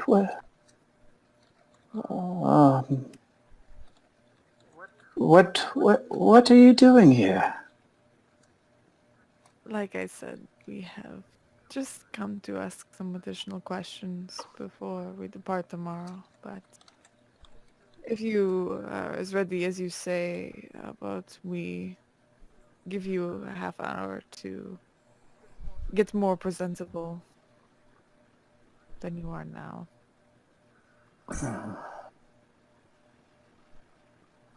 And is anyone else in the room, or is this just Natalya in here? Benjamin will have found up to the the hotel suite, but he's not actually gone into the room with Natalya. He's actually going to be kind of nosy and just poking through things, having noticed the interestingly stale smell. Yeah, Thaddeus is not in this, Sweet Breeze is in the area as well. Yeah, it'd have been outside the room. Okay. So, Natalya, go ahead and make another spot hidden check. Oh, good. That's what I'm best at. Oh, okay. Nice. So he kind of stretches, and he stretches. His shirt's half hanging off of him. He turns, looks at you, and he starts to get up and realizes he doesn't have a shoe on. So he asks you if you would be so kind to find my shoe. Please, Natalya, it must be around here somewhere. And he kind of starts stumbling around looking for his shoe. Okay. Let me help you find your shoe. She'll suppress the urge to roll her eyes before looking for this mysterious shoe that's missing. He kind of stumbles around the edge of the bed. He grabs a kind of a dirty handkerchief off of one of the chest of drawers and starts wiping away at his brow and gives a little cough into the handkerchief, coughs a couple more times, and he's just very kind of pathetic looking right now. standing there, half undressed and disheveled, sweating in a smelly room, coughing into this dirty handkerchief, one shoe missing. You're not quite sure what to make of this man, but he's standing here asking for your help. And she'll look around for the shoe, and as she's doing so, she'll kind of glance back at Larkin. Do you need assistance getting ready? I think I am dressed now. Am I not? And he walks out of the suite and into the main room and runs right into Benjamin, Thaddeus, and Jack and Jesse, who have all been just standing in the other room. And he looks up surprised, not realizing they were there, and it kind of wakes him up even more. Oh, you are all here. Wonderful. Splendid. What are you all doing here? Did we wake you? Yes, I was simply taking a nap. I was up late last night preparing for our trip tomorrow, and last minute tasks, and I slept in late.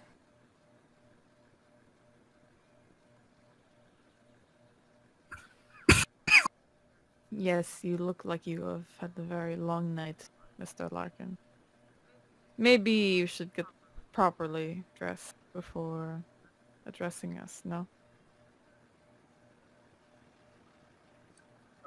Oh, yes. Whoever else would like to can make a spot hidden check.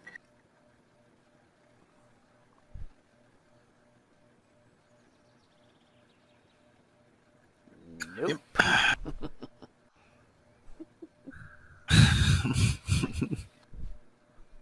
The one with the worst score gets it.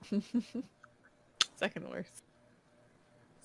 So to the rest of you, it just kind of looks like he's half asleep. He was tired. Maybe he was up late. Maybe he is just hungover. You're not sure. Obviously, you notice the smell in the room. You do notice that his shirt is unbuttoned, but you don't really see anything out of place or unusual to you, anyhow, other than your benefactor here and the leader of this expedition is standing here with his shirt undone, one shoe missing, and looking completely disheveled and smelling. So he realizes after you comment on his state of dress what he must look like, and apologizes and quickly buttons his shirt up and half-heartedly tucks it into his linen pants. He looks around the room and sees his shoe under a chair, and he goes over there to grab his shoe, gets dressed, throws some water on his face, and uses that same dirty handkerchief to dry his face off. And then he kind of walks past you all and says, "Yes, well,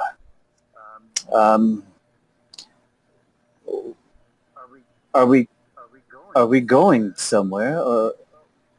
What again are you all here for?"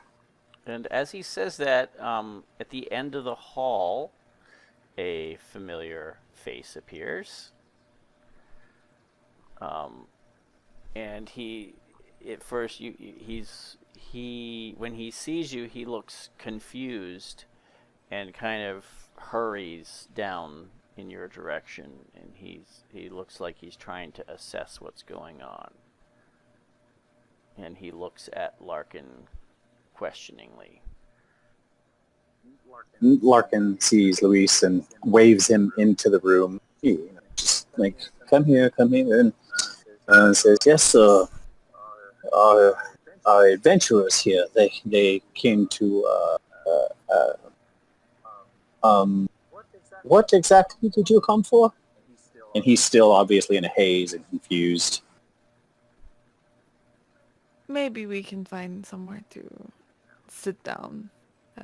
We've just come to discuss some of the plans for tomorrow for the expedition. Yes, we thought maybe it would be possible if we all sat down for a nice lunch or something and then could go over some of the finer details. Ah, yes, lunch. Is it lunchtime already? That sounds wonderful. The woman who runs the house, she makes a beautiful lunch. Miss Kupatina, I'm sure she would not mind. Sounds like a plan. We should leave this room. It's a bit dingy.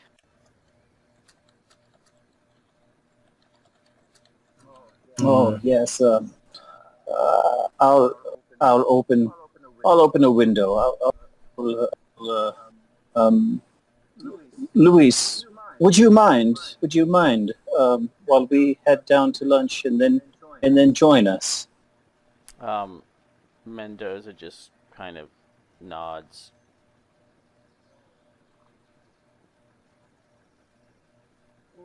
Okay. Well then, let's have lunch.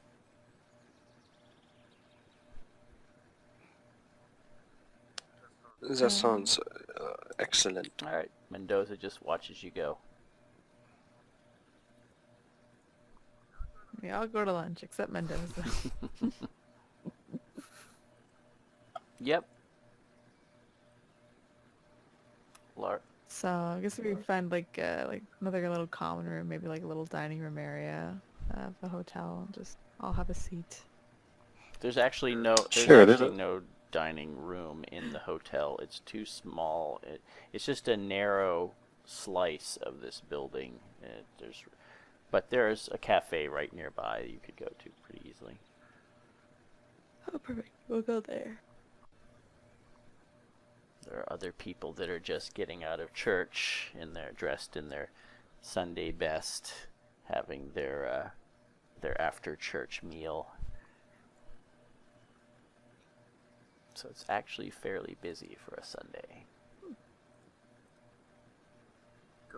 So Augustus stumbles into his booth and sits down, and he waves someone over to take our orders, and we kind of all go through and give our orders, order our drinks, whatever it is we're having. Augustus just wants some coffee and toast right now, and he looks to the rest of you. So I trust your time here in Lima has been enjoyable. Yes? Yes. Yes, you might say that. It has been interesting, if anything. Oh, good. Tell me what.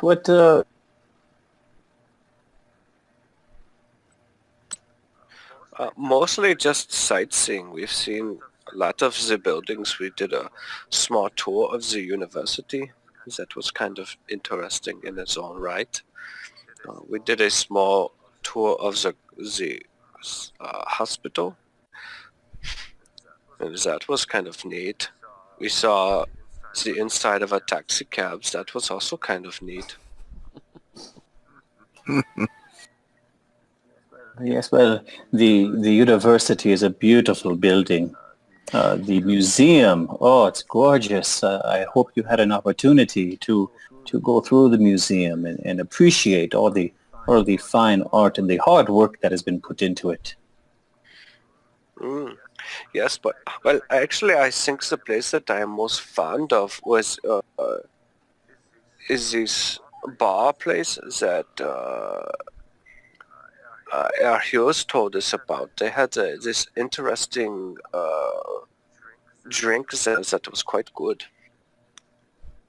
Well, I'll have to try it. And you, Mr. Thaddeus, how have you been enjoying Lima? Well, It's been quite entertaining, actually. I found a place with a pretty decent scotch and have a case sitting over at the hotel waiting for me tonight. Sure they come in handy, I'm sure, when we come to celebrate the pyramid and all that we find. Very good, very good. And Mr. Hugh, have you become acquainted with our new members? Oh yes, absolutely. I think that you definitely made some good choices here, Mr. Larkin. I think they're going to be excellent additions to our expedition. Most certainly. And Augustus looks over at Natalya and then kind of looks down and away a little bit. It's finally starting to dawn on him and realize the state he was in when she entered his room. And he knows that she might know, so he's just kind of somewhat embarrassed and doesn't make a lot of conversation in her direction right now. Yeah, Natalia's just kind of eating food. She's not like gazing judgily at Larkin. She's actually like just fairly like just looking at everybody else, nodding at the conversation. Seems like she's pretending like nothing happened. Well, I hope you are all ready and prepared for tomorrow. Tomorrow is the big day. The adventure starts and we go find our pyramid in the jungle. It's going to be high adventure indeed. It should be something that we will all remember for the rest of our lives. Yes, it should be. I'm looking forward to it. Now, I'm assuming that the crew that you hire is in good shape, and Mendoza's a best guide you can have for the job. Well, Mendoza, he's a little rough around the edges. I'm sure you have noticed, but he is a great man, a great guide. He knows the area well, and I do trust him. I trust him very much. So you know him well enough to know how good he is then. Well, I've been in country with him now for quite a while. He has shown me many things, so yes, I have no reason not to trust him. Excellent.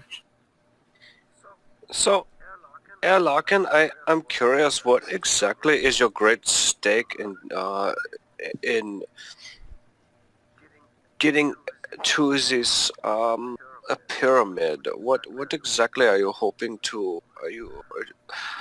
You're attempting to excavate something from it, or what? I mean, is it merely for treasure? What is it exactly?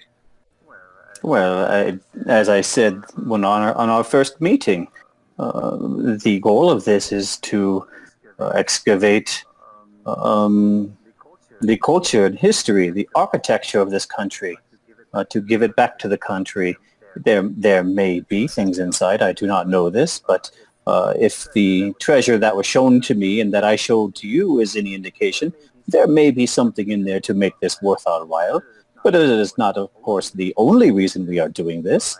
I would like to be published and be taken seriously in the world at large in this field, and this would be the first step in doing that.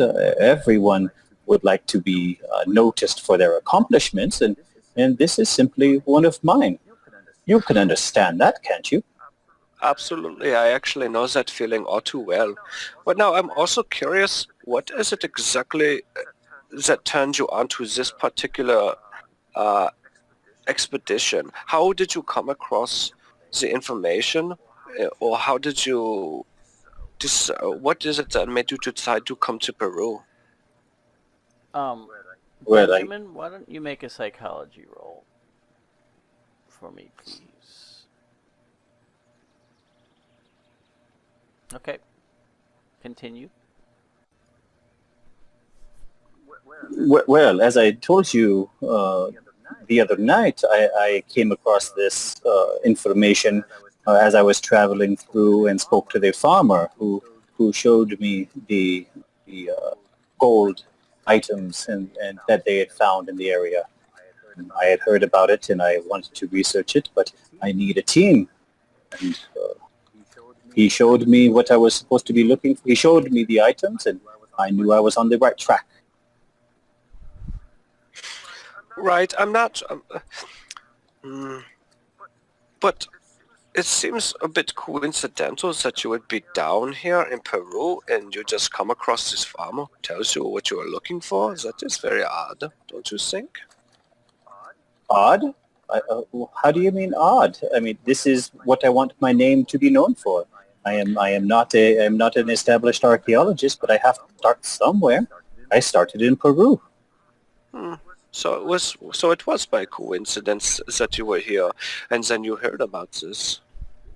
Well, I think if I was in any country, it would be by coincidence that I was there. I was here. This is where I started. I see. Benjamin will actually just, he has his little notepad out, and he's just making notes. I'm not trying to press the matter, so to speak. I'm just curious. I'm just very interested in this entire story, in this entire expedition, if you understand my meaning. Yeah, I do understand that you are curious, and that is fine if you are curious, but I don't quite understand the line of questioning. I don't understand how you think that this was a coincidence that I was here. I was here in a country because this is the country I chose to come to. I simply got lucky that I spoke to a farmer who showed me the items, and then that put me on track. I could have been in another country and someone else would have shown me different items. I would have chased after that. I just happened to be in Peru. Okay. I only ask because it helps to deepen the story and enrich the story. I don't need to step on any lines. You can all see that Larkin is his expression is he's not very well disguising his irritation at the constant questioning. I'm only trying to put simple notes together so that when I help to tell your story, it really helps to show off and showcase exactly what you were doing, what you were looking for. And as you're talking, Larkin looks around and looks away from you and says, I only ordered toast. Is someone going to bring me my toast? And he kind of turns away and as you're talking and starts looking for whoever took their order. And yep, he sees kind of craning his the neck. young waitress. She looks like she's having a pleasant conversation with a family from church that got out of church, standing there with what's probably coffee in a pot, and she's kind of laughing and talking with them. Larkin yells at her that he only ordered toast and he wants his toast now. At first, she doesn't realize that he's yelling at her, but she does kind of glance in his direction, and then she realizes he's directing his attention at her, and she kind of looks mortified, and she gives an embarrassed excuse to the family and kind of hurries off to the kitchen. Larkin whips his head back around to the table. He pulls his handkerchief out and wipes some sweat off his face and pushes his hair back off of his forehead. And he takes a breath and he looks down at the table. I apologize. Where were we? That was okay. No further questions, Your Honor. Mr. Larkin, just a couple other questions, as we're all very excited to get to the sites tomorrow. And the waitress and what is probably her boss come out carrying trays with your food and kind of hurriedly set it all before you.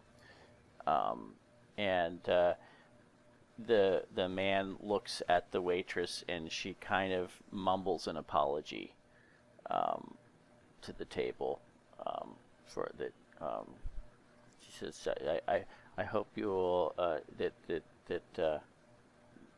you'll forgive my tardiness. Oh, it's fine. It's fine. We're just all a bit hungry. That's all. And Augustus doesn't even acknowledge her. And the manager just kind of smiles and says in Spanish that he hopes you all enjoy your breakfast. Thank you, sir. Thank you. Gracias. Natalya will smile and look back to Larkin. As I was saying, we're all very excited for the expedition to start tomorrow, but just a slight clarification on what we will all be doing. Just regarding, I know you say that we are your team of experts. Are we, I assume we are all going into the pyramid together. My clarification is just regarding exactly what do you want us to all be doing, if we have something specific that you have in mind that you would like us all to do. Yes, well, of course.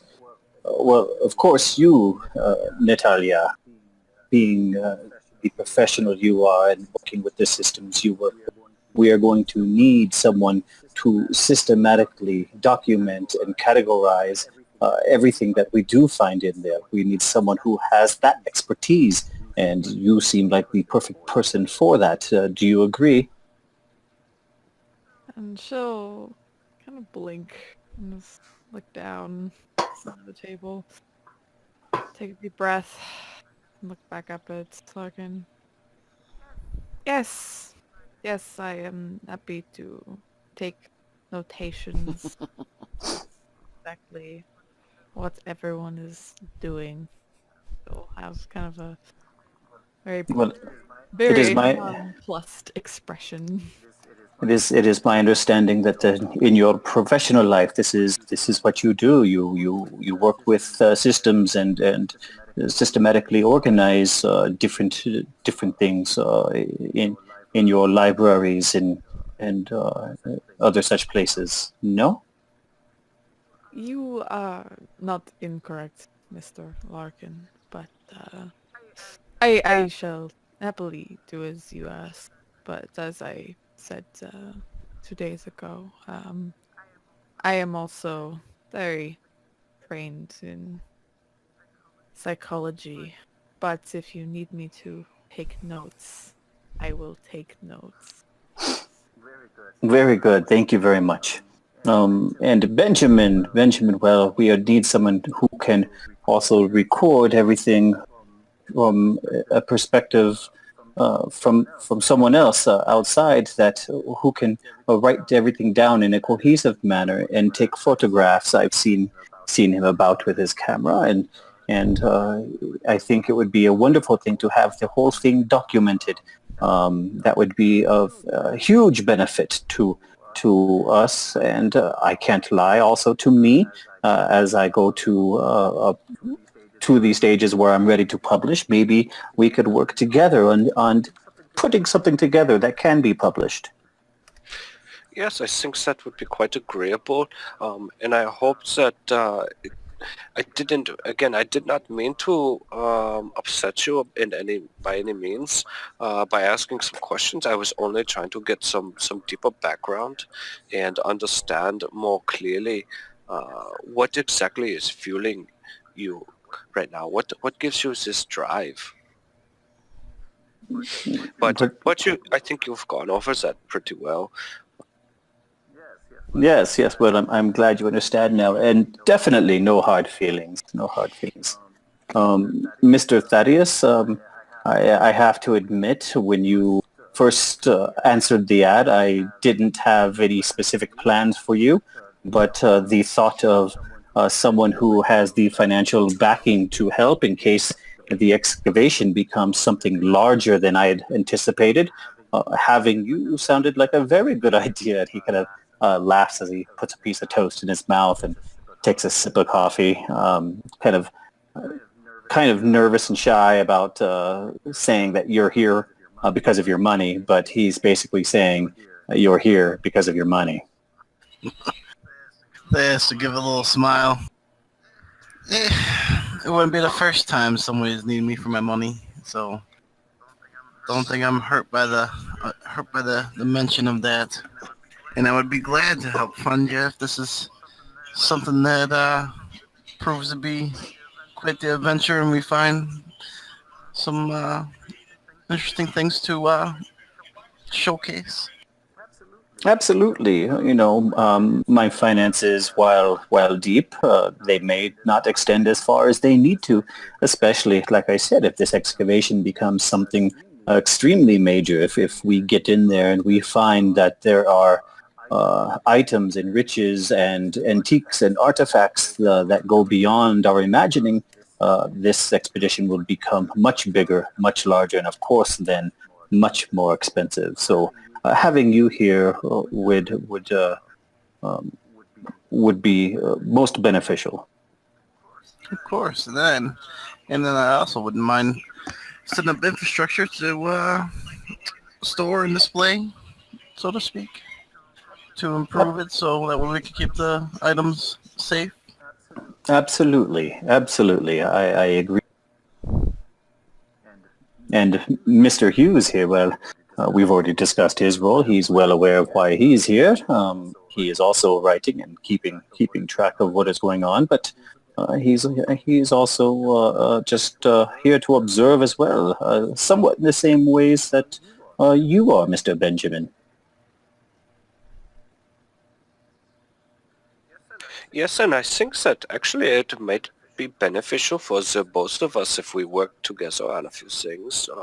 Perhaps I could share some of my photos with him, and he could sort of take those and put those in his writings if they are published as well. I think that would be, if nothing else, it could be good for my image. That would be, I think, it might help. Yes, well, you all have a very good reason for being here, and I have a very good reason for wanting you here. Now, as you can tell, we've discussed this. If there's anything else you would like to discuss, that would be wonderful. But this questioning about why are we here, it is not something that I want to drag out again. You are here because I put out an ad and you responded. Don't forget that. You responded to my ad.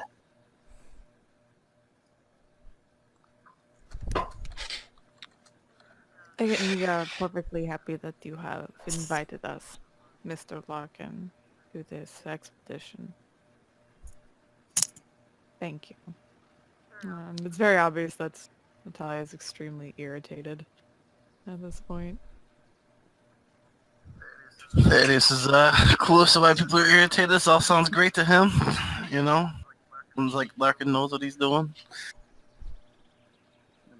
And Larkin just drinks his coffee and nibbles on his toast and kind of takes a deep breath. And as he does, he grabs his handkerchief and wipes his brow and kind of coughs into his handkerchief a little bit and stuffs it back into his pocket and kind of looks around the table, eating his toast, wondering if anyone else has any other questions.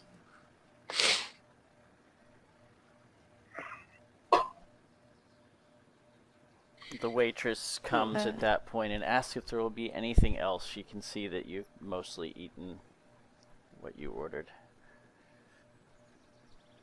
She has an Natalya embarrassed shakes look, her head. maybe a little overly solicitous.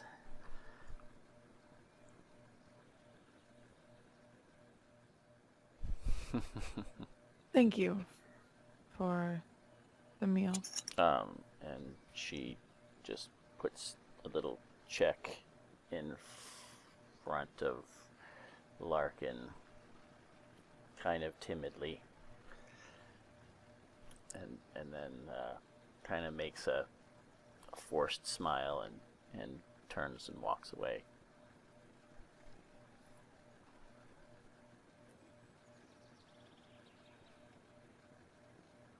Mr. Larkin, I can take that if you want it. You look very tired, sir. And Larkin, he raises a hand and kind of waves you off as he pulls the check closer to him.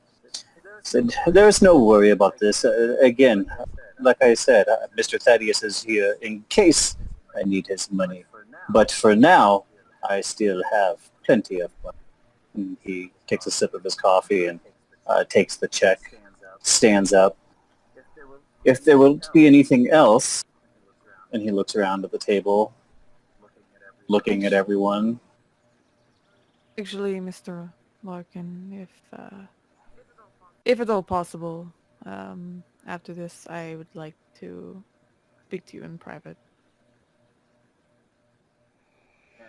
And Larkin raises an eyebrow, looks at her, and says, "Very well. I'm going to pay for this. I am done now. If you would like to join me, you can." Acceptable. And Larkin walks to the front where he pays for everyone's breakfast using Peruvian currency. Natalya will get up from her seats and brush her dress off and straighten her ponytail a bit before following Larkin. And as he goes walking out the door onto the sidewalk with Natalya trailing next to him, he stops and turns, says, "What is it, Miss Natalya? What is it that you want?" I just want to say that I did notice your drug use while you were in your room. And I'm hoping this does not affect the expedition. He looks up at the sky, and then he drops his head back down, and he looks back up at Natalya. He said, "Yes, well, some people drink. Some people, they sometimes use something else, and that's simply what I did. I am still here. I have still prepared the expedition all the way up until this point, which is considerable work by my dad. I have gathered a team, and all while enjoying in my own vices. So I don't think you have anything to worry about. I am sorry that you did have to see me like that. I am sorry you stumbled across me in that state. But I don't think it is anything that you need to worry about. We've come this far, all despite that. I don't think it's going to suddenly get in the way now."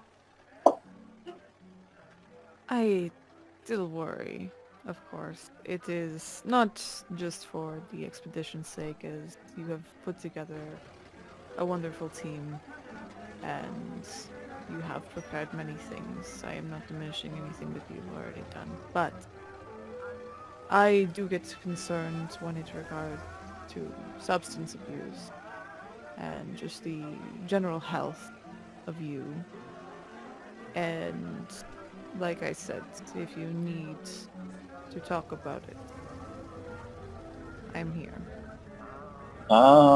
Yes, do have a background in therapy, do you not? I do. Yes, well, I appreciate you wanting to help, but that is not why I invited you on this expedition.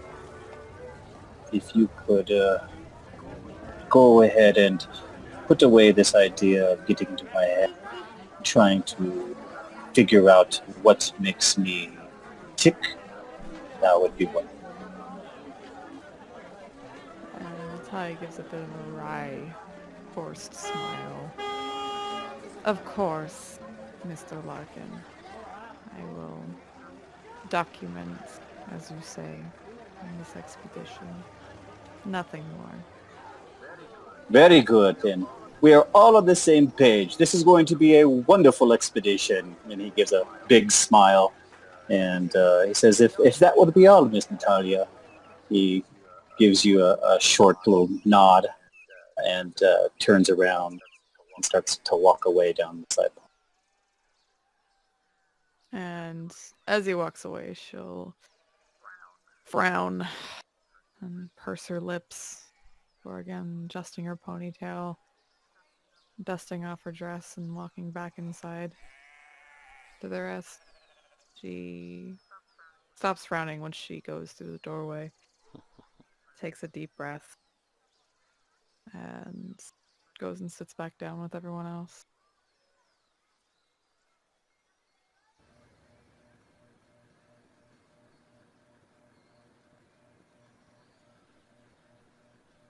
So, Interesting conversation, I take it. it was a conversation, Benjamin. Nothing more.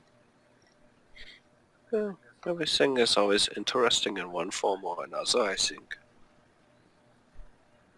In a way, with certain things, there's good interesting and bad interesting. Was this good interesting or bad interesting? She pauses, again pursing her lips. The annoyance kind of coming back on her face. There's no need to be annoyed. So did we learn anything about Mr. Mendoza from our conversation that barely included Mr. Mendoza?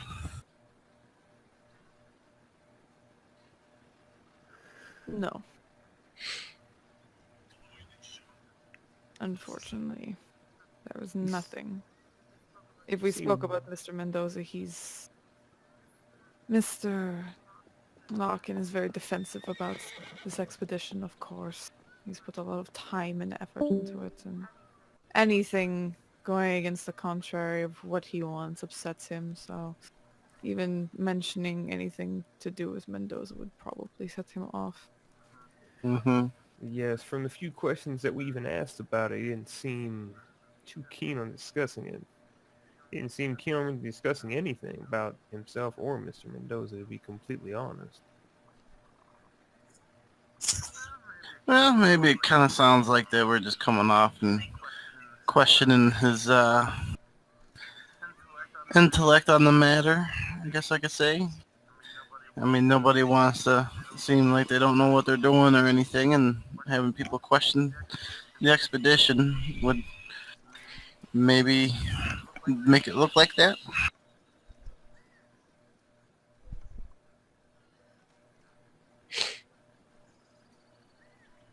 Maybe. I mean, I'm quite content that neither one of them are vampires. I have to agree with you on that. Yeah. I don't know. He seemed real tired. He must have been up working all night on something. Indeed. He was very tired, Last minute preparations, I'm sure. most likely.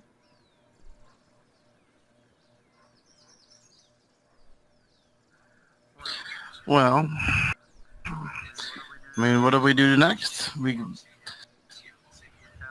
kind of hit a dead end, you know, so to speak, because we have a mummy, a missing person, another missing woman. Unfortunately, as far as I can see, we will not have any answers for a while. Maybe we should focus efforts on tomorrow. I agree. I think we retire to the hotel, perhaps spend a bit of time comparing what information we do know and have. We maybe come up with a few more ideas and then turn in, get ready for the big day tomorrow. Excellent ideas. All right, then. Sounds like you are returning to the hotel. And I am going to call it a night at this point.